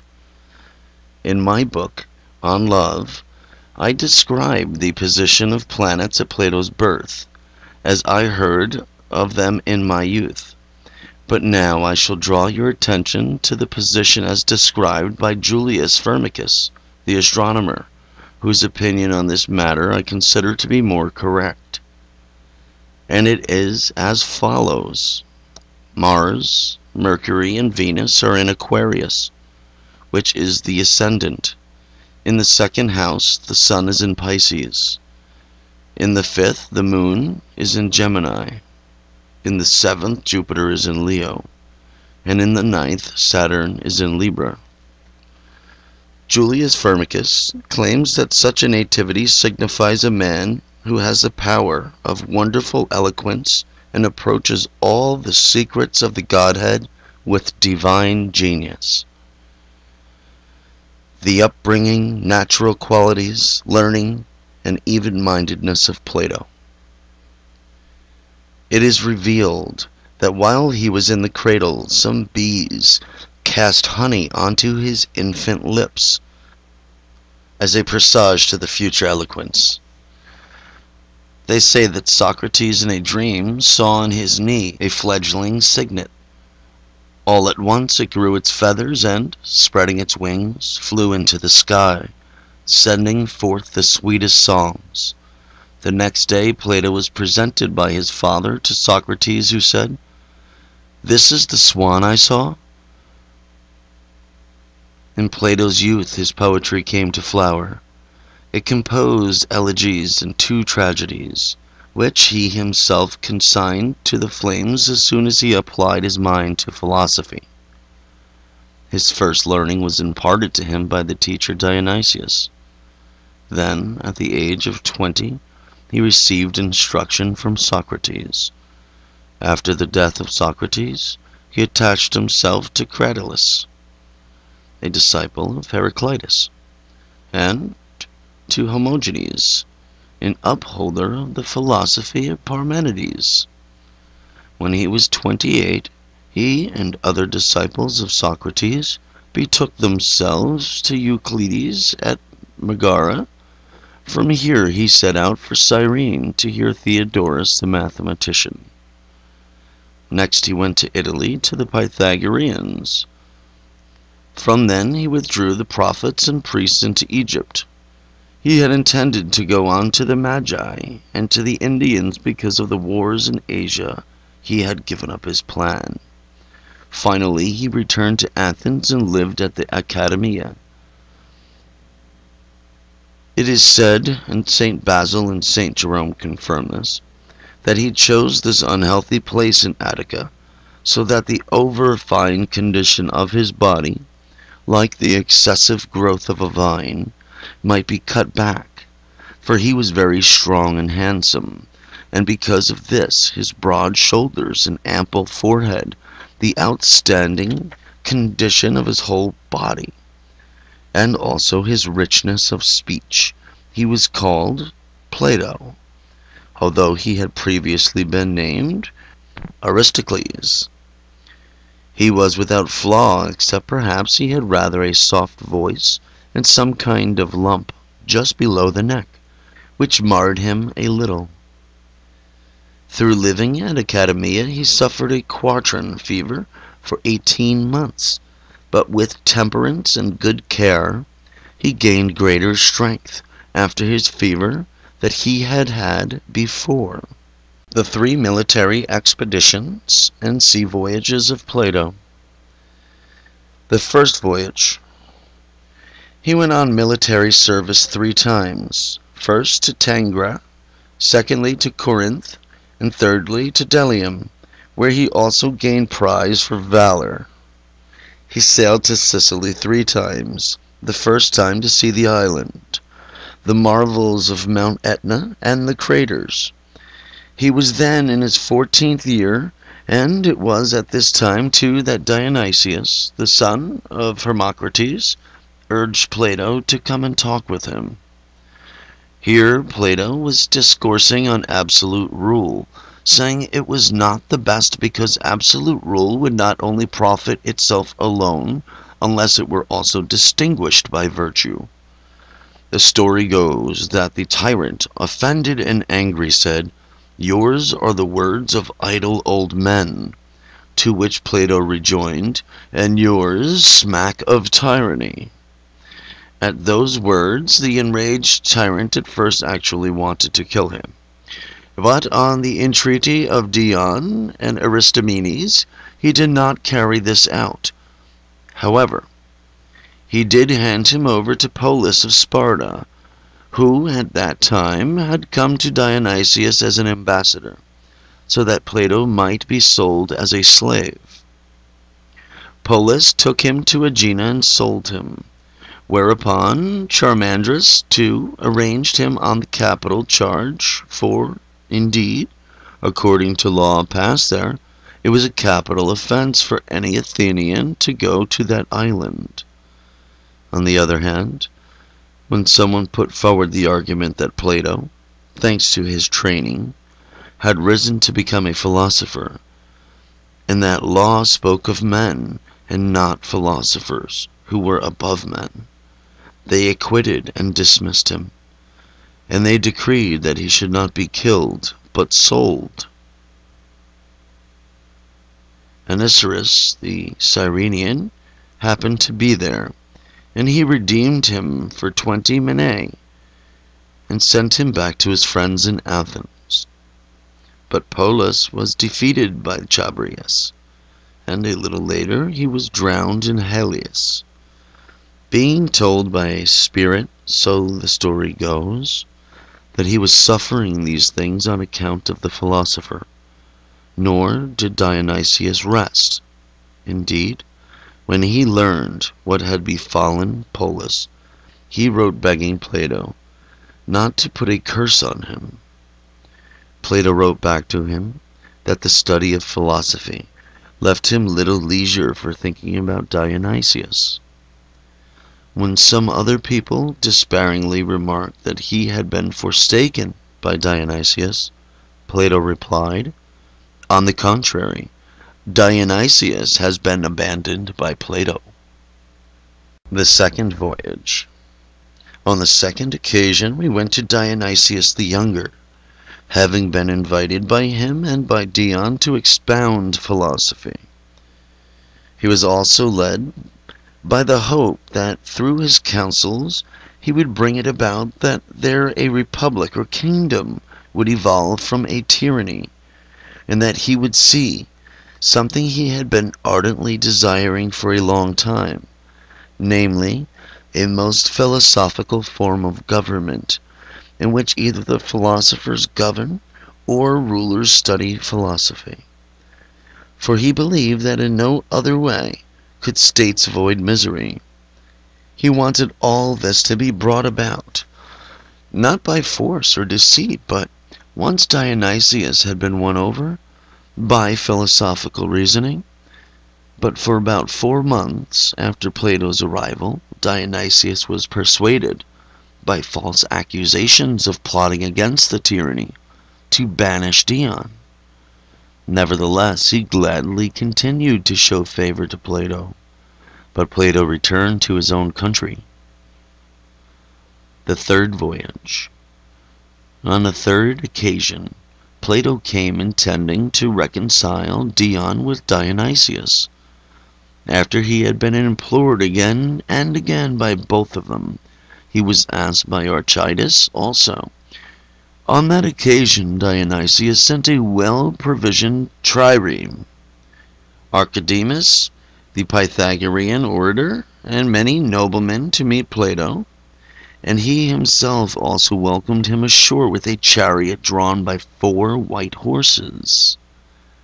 Plato asked for the promised recall of Dion, and in addition for land and men, so that they might live there in accordance to the constitution of his republic. Although Dionysius had promised this, he drew back from his fulfilling it. But when Plato publicly accused Dionysius of having broken faith, first with Plato himself over the reinstatement of Dion, and then with Plato's Theodotus over the protection of Heraclides, he had Dionysius as an enemy from that moment. Hence, he continually lived in great danger of being killed by Dionysius's soldiers. But Archidas of Tarentum and Lemniscus, the orator of Dionysius, with a ship, asking him to let Plato go. Dionysius released him, giving him provisions, and Plato returned home. Shortly afterwards, Dionysius paid the penalty for his crime committed against philosophy. Being driven from his seat of tyranny by Dion and the people, Plato was welcomed back to his own country in high honor. There, he was invited to enter the service of the state, but was unwilling to accept, as the people had accustomed themselves to evil ways. Those to whom Plato gives laws. It is said that the Arcadians and Thebans, who had established a state of respectable size, asked him to set it up as a republic, but when he understood that they were unwilling to pursue the ideal of equality, he did not proceed. However, he did give laws to the Syracusans when the tyrant had been driven out. For the Cretans he wrote laws, arranged in 12 books, soon after the city of Magnesia had been founded. From those closest to him he sent to Aristomenes to instruct the Arcadians in the laws. He sent Phormio to the Eleans, and the Menedemus to the Pyrians. Plato, self-restraint, dignity, and affability. He lived single. His life was wholly temperate and, as St. Augustine asserts, chaste. Hence in old age he is said to have made sacrifice to nature to free himself, in the view of the people, from the charge of childlessness. As a young man he had such a sense of propriety and such composure that he was never caught laughing except modestly. But no one saw him angry. Hence, when a boy who had been educated under Plato returned to his parents and saw his father shouting, he said, "Never did I see this with Plato. Only once was he inwardly somewhat angry with a boy who was doing serious wrong. But he said to Xenocrates, 'You beat this boy, for I cannot, as I am angry.' No matter what the day, he would eat only once, or, if twice, very sparingly. He used to sleep alone. He would strongly condemn a contrary way of life. Like his own Socrates, too, he seemed somewhat inclined to loving of youths, but, in the same measure as both were disposed to the sensuous, they were restrained by reason. How spiritual was their love, and how what they said about love may be expounded, we have dealt with adequately in our book on love. Plato chose to bequeath a memorial of himself, both in his books and in his friends. Although, as Aristotle writes, he was melancholy and of a profound nature, and yet he used to make many jests, as he frequently reminded the rather austere Xenocrates and Dion to sacrifice the graces so that they would be made more agreeable and gracious. Plato's affability, however, was combined with dignity. Pupils were Speusippus of Athens, Xenocrates of Chalcedon, Aristotle of Stagira, Philip of Opus, Hastius of Perinthus, Dion of Syracuse, Amyclus of Heraclea, Lasthenia of Mantinea, and Aethia of Philius, who both wore men's clothes. It is said that Theophratus, too, heard him speak, as did Hyperides, the orator, and the chameleon, the Lycurgus, Demosthenes, and he was devoted to him. At the entrance to the academy was inscribed, "No one lacking geometry may enter here," which, indeed, he wished to be understood as not only to the measurement of lines, but due to measure and the state of mind as well. Plato's books. He wrote a book, Euthyphro, on holiness. He wrote the Apologia of Socrates. Credo, on what Credo discussed with Socrates in prison. Phaedo, on the immortality of the soul.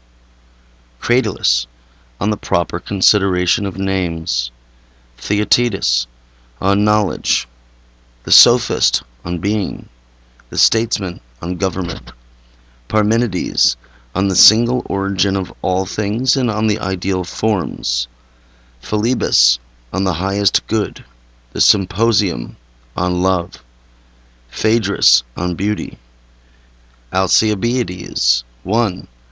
On the nature of man. Alcibiades 2. On prayer. Hipparchus on the desire for gain. Amortes on philosophy. Theages on wisdom. Charmides on temperance. Laches on courage. Lysis on friendship. The refutive dialogue of Euthymidemus. Protagoras on ethics. Gorgias on rhetoric. Meno on virtue. Hippias Major on beauty. Hippias Minor on falsehood. 10 books on the Republic. Timaeus on the nature of the universe. Critias on the ancient Attica. Minos on law. 12 books on the laws. Eponymous, called the philosopher, and 13 epistles. We ourselves have translated all these books of Plato from Greek into Latin. There are 3 kinds of Platonic dialogue.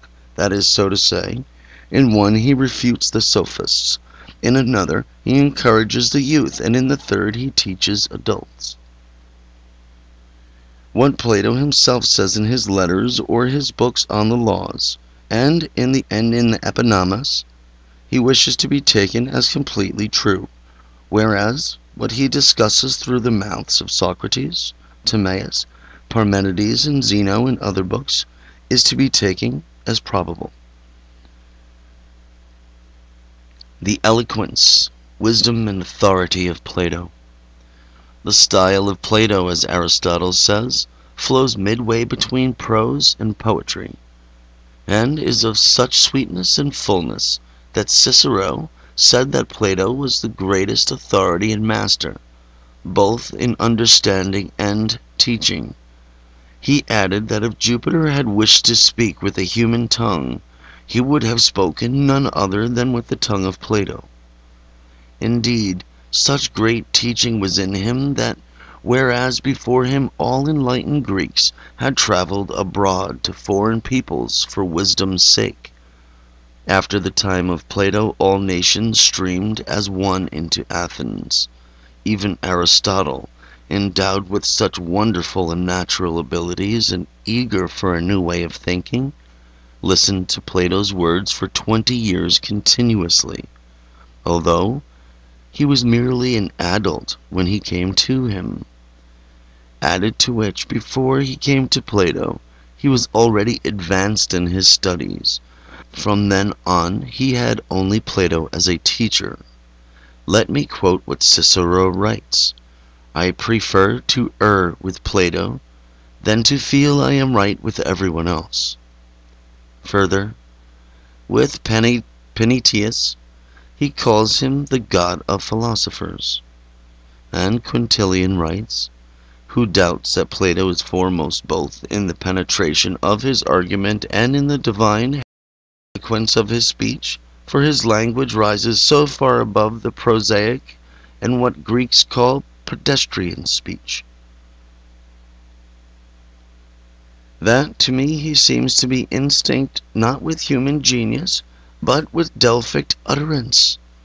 Through godly wisdom and uprightness he seems to have obtained for himself a wonderful authority, even in his own country, which very rarely happens. When, on his return from Sicily, Plato arrived at the most magnificent assembly of the Olympic Games, which seemed like a gathering of the whole world, he was received with such joyful greetings from all, it was as though a god had been sent from heaven to mortal men. You would have seen the games deserted, the athletic contests abandoned, the boxers left to themselves, and what is more remarkable, people who had come such long journeys over land and sea to feast their eyes, ears, and minds on the Olympic Games, forgetful now of all pleasure, were coming to Plato and gazing upon him. In Plato, as in a most delightful hospice, they found their rest. when a young man was reciting a tragedy with no one present but Plato. Some objected that it was degrading him for that only one person should be there. He replied, "But this one man is more than the whole Athenian people." The charity, magnanimity, and holiness of Plato. How great and constant he was in spirit, particularly in the cause of his friends, is shown by his letters, his contempt for a tyrant, and his defense of Dion. Often Plato argued boldly with the tyrant, even in the presence of witnesses, since he said the tyrant governed unjustly and deceived his own friends. So far was Plato from flattering him. Let me add some minor details. Thus, at a feast, Dionysius had ordered everyone to dance dressed in a purple. Aristippus promptly danced, but Plato declined, saying that women's things did not become a philosopher. Further, the corrupt accuser, Crobylus, had laid an accusation against the courageous general Chabrias, and had threatened him with the sentence of death. In these circumstances, when the general, deserted by all the other citizens and fearing danger, went up to the fortress, only Plato stood by him all the time, ready to give help. The slanderer Crobylus, to prevent him from defending Chabrias, said threateningly, "You press forward to assist the defense of other people, not heeding that the poison of Socrates awaits you too." Plato replied, "In days gone by, Crobylus, when I fought for the honor of my country, I was not slow to face dangers which had to be borne. Now, for duty and for the safety of a friend, I will not turn from any crisis, even though you may threaten sword, poison, and fire." When Socrates had been in prison most unjustly, Plato collected money to buy the release of the innocent man, and while the trial was in progress, he ascended the platform and began to speak thus: "O men of Athens, although I am younger than all those here who have mounted the tribunal, than the tyrannical judges, fearing that his authority and eloquence might move the citizens, suddenly interrupted and shouted, 'Get down!' Plato left for home, for he was suffering from some bodily sickness, just as they were suffering from sickness of the mind. In fact, Socrates' prosecutors paid the penalty soon afterwards. One of the fellow disciples of Xenocrates was pricked by jealousy that Xenocrates was so favored and close to Plato. In order to arouse hostility against Xenocrates, he reported many malicious sayings of Xenocrates against Plato. Plato listened, but rejected the charge as he was speaking. The malicious critic stood his ground, with hardened countenance, affirming the charge. At length, Plato, to free himself from the tenacity of the men who was calling on all the gods and goddesses to bear witnesses, said, "Be it so, but Xenocrates is so strong in faith, and is of such dignity, that unless he had judged it to be useful, he would never have said these things." Diogenes, the life of Xenocrates, bears witness that Xenocrates, the beloved disciple of Plato, imitated his dignity and magnanimity, and Xenocrates' life is indeed an example of fortitude and devotion.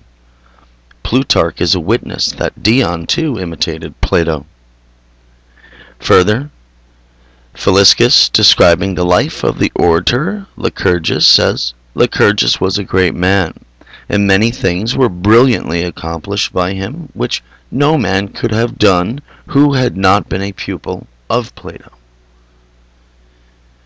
When fleeing from Antipater, Demosthenes said to Archias, who was promising to save his life with fawning words, "Far be it from me that, after I have heard both Xenocrates and Plato discoursing on the immortality of the soul, I should prefer to live with shame rather than to die with honor.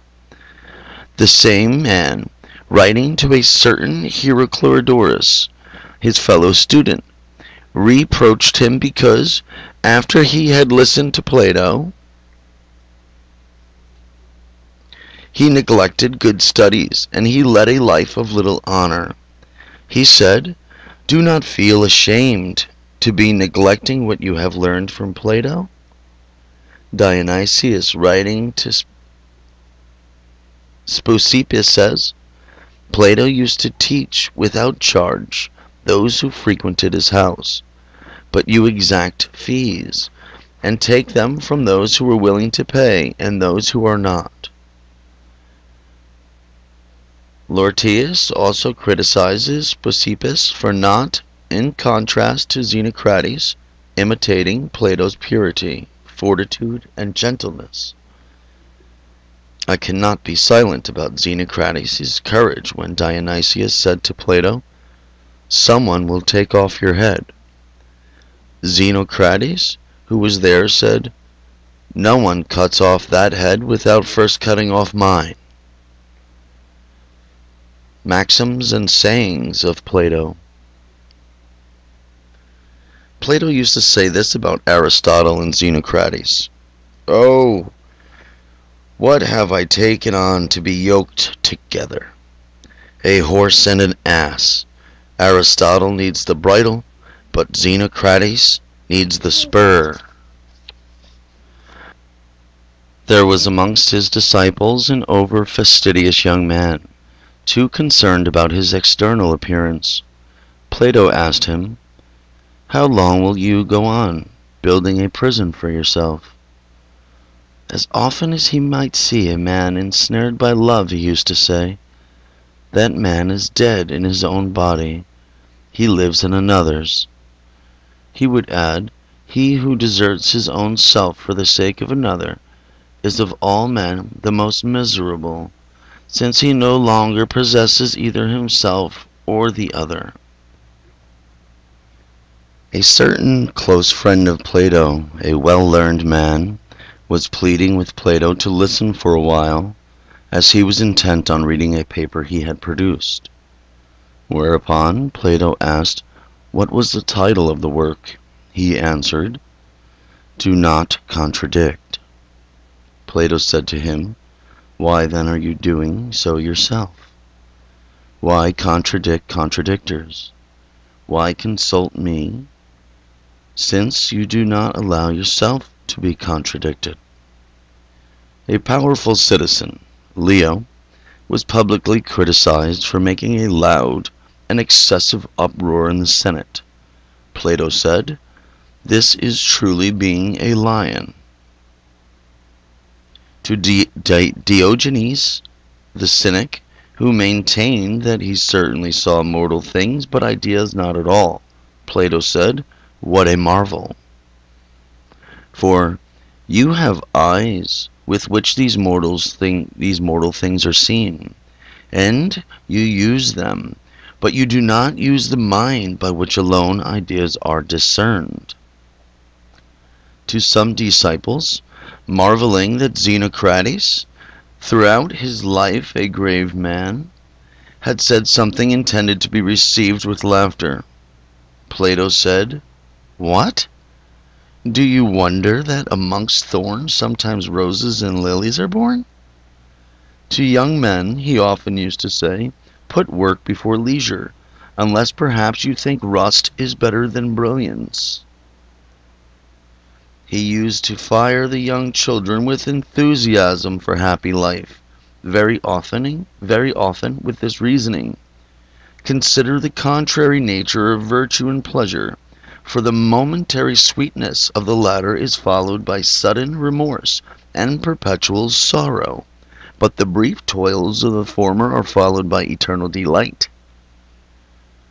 When he saw someone playing at dice, Plato rebuked him. When one man said, "What small matters you find fault with?" Plato replied, "On the contrary, habit is no small matter." He used to advise drunkards, to those prone to rage, to observe themselves attentively in a mirror. They would immediately turn their backs on such foulness. Drunkenness and idleness he abhorred. He used to say that in the education of the young, while it is most important that children should become accustomed to the delight only in those things which are honorable, otherwise, he used to say, pleasure is a bait for evils. He would add that the true health of the mind is love of wisdom. In truth, other powers seem to be not so much love of wisdom as embellishments. Nothing is sweeter for a healthy mind than to speak and hear true findings, for there is nothing better or more enduring than truth. To some people who asked what kind of possessions then should one chiefly provide for one's children, he said, those which would dread neither hailstorm, nor the violence of men, nor even Jove himself. To Demodocus, taking counsel about the instruction of his son, Plato said, there should be the same care in the begetting and rearing of children as there is in the planting and training of young trees. This rearing is work, the begetting pleasure. But beware lest we seem deeply asleep at the work, yet more than awake in the pleasure. To a certain Philidon, who was carping at Plato, because Plato was no less zealous and assiduous in learning than in teaching, and who was asking him how long he wished to be a student, Plato said, for as long as I have no cause to report being better and wiser. Asked what was the difference between a wise man and an ignorant man, he replied, the difference between a doctor and a sick man. He used to say that for princes there was no more excellent kind of surety for men in their position than to have retainers to whom trade was unknown. He said, to the prince, wisdom is as necessary as breath to the body. States will be most blessed if either philosophers rule, or at least, by some divine destiny, those who govern study philosophy. For nothing is greater scourge than power and boldness which are accompanied by ignorance. Also subjects are usually such as they see their princes to be. A magistrate should consider not his own but the public good. Not some part only, but the whole of the state should be his care. How lightly Plato regarded the human, how much he delighted in the divine. Every day he used to repeat, the eternal alone is true, the temporal only seems to be. The soul sleeps in the body, and those things that are the senses desire or fear are nothing but dreams. Thus all such things are to be thoroughly contemned. To avoid all evils which are plentiful in the world, we must flee to the eternal for refuge, for in no other way can evils be avoided. And he put into practice what he taught, for when both a hereditary right and the support of the citizens, he would have been a leader in the state. He totally rejected all public honor. When by inheritance from his father he became very rich, he showered all on his brothers, except for a small suburban estate called Academia. With this alone he lived content. Although he came to be a teacher and the friend to princes, yet he accepted no riches from them. King Dionysius used to say, Aristippus is always asking for money.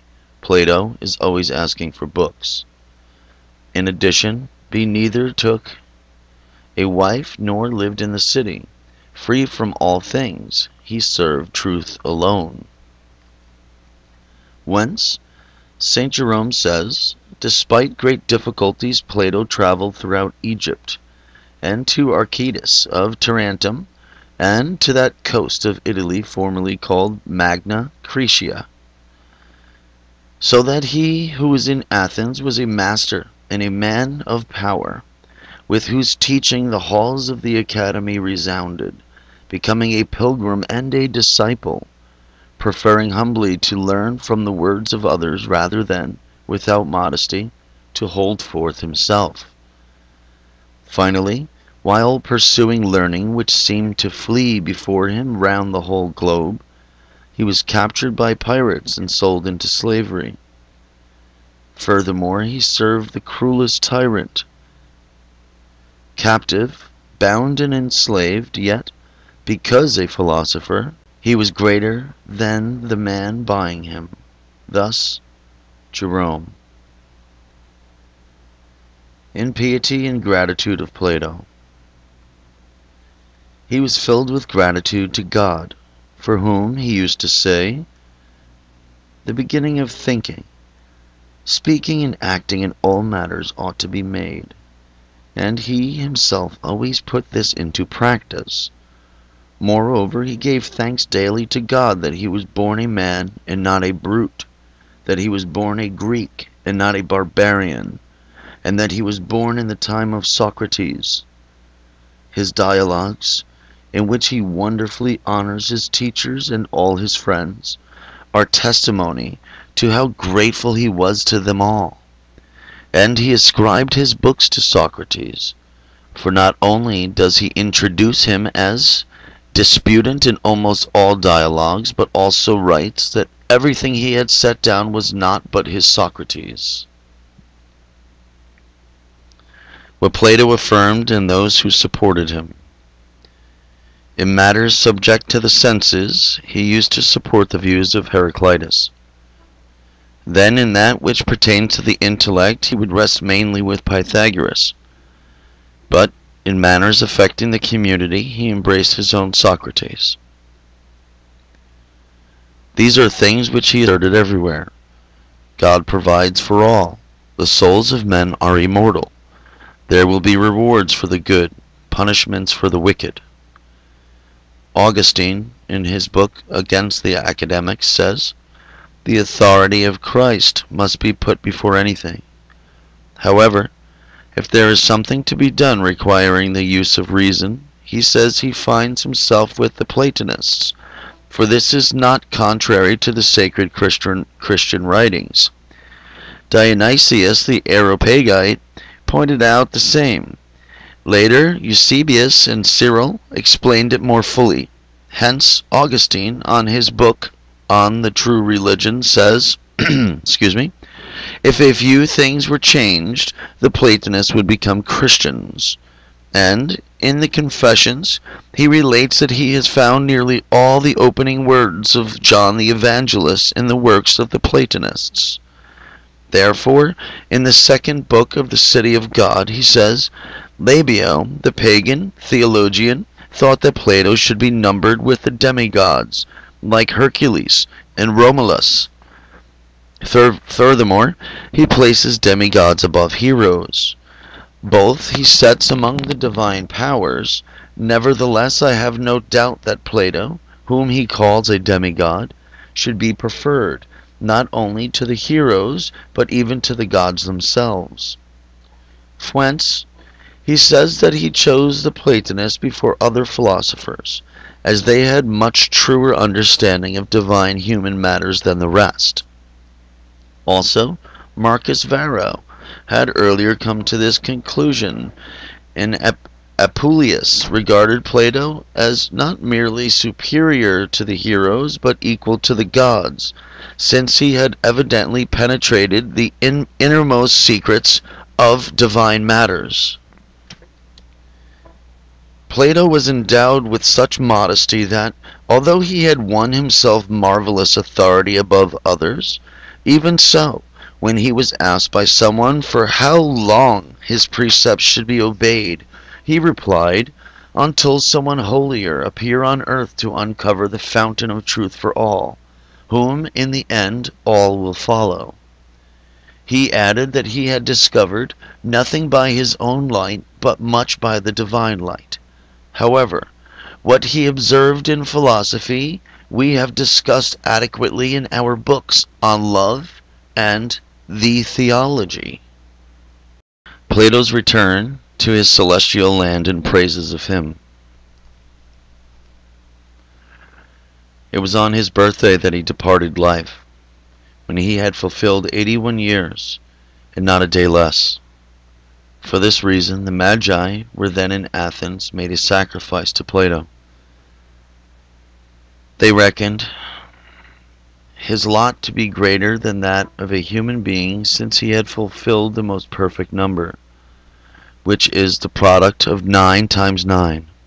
And, what is a marvel, he was still writing at that age on that very day, about which Cicero says, "There is also the calm and gentle old age of quiet and pure life, lived with good judgment."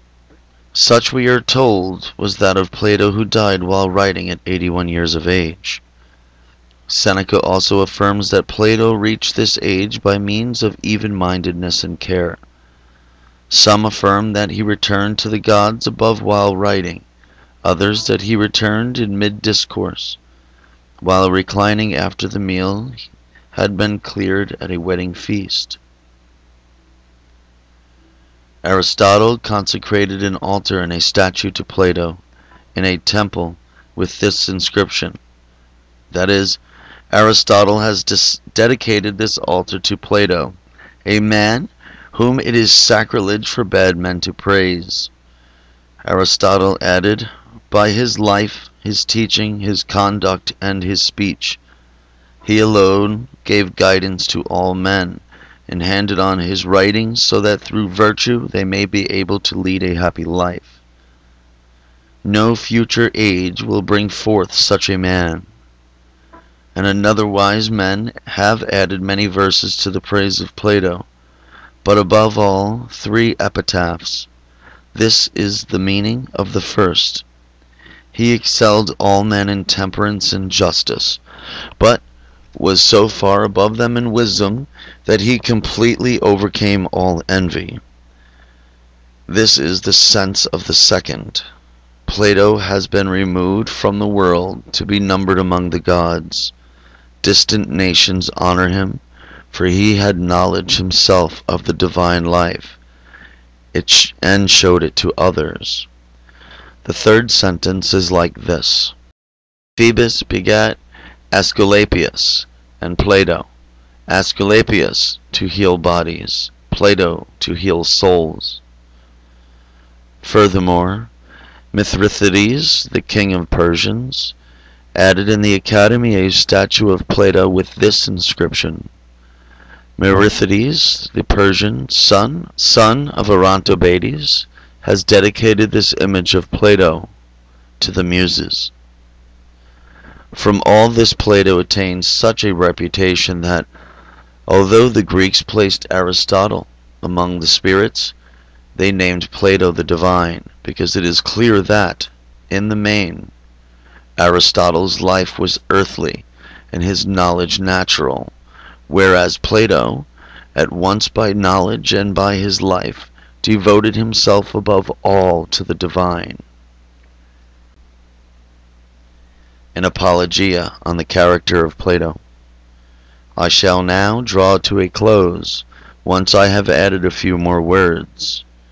There are some more common rhymesters, who, without meriting it, usurp for themselves the name of the poet, roused as much by the difference in conduct as by the malice of envy.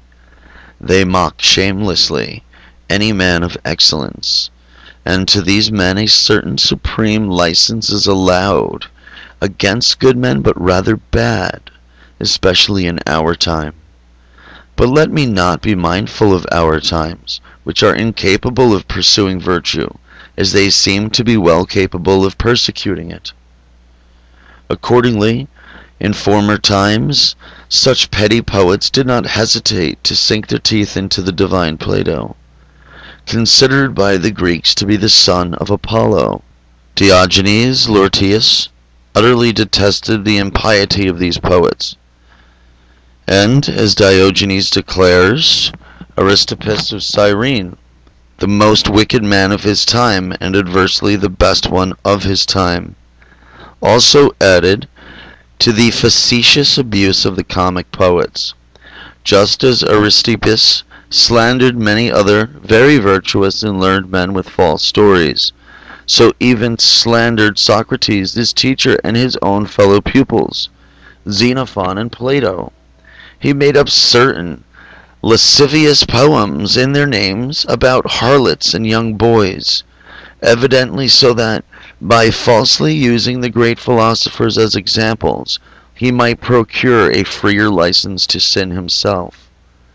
But Aristotle, to whom truth was more dear than Plato, could not tolerate such false calumny against a holy man.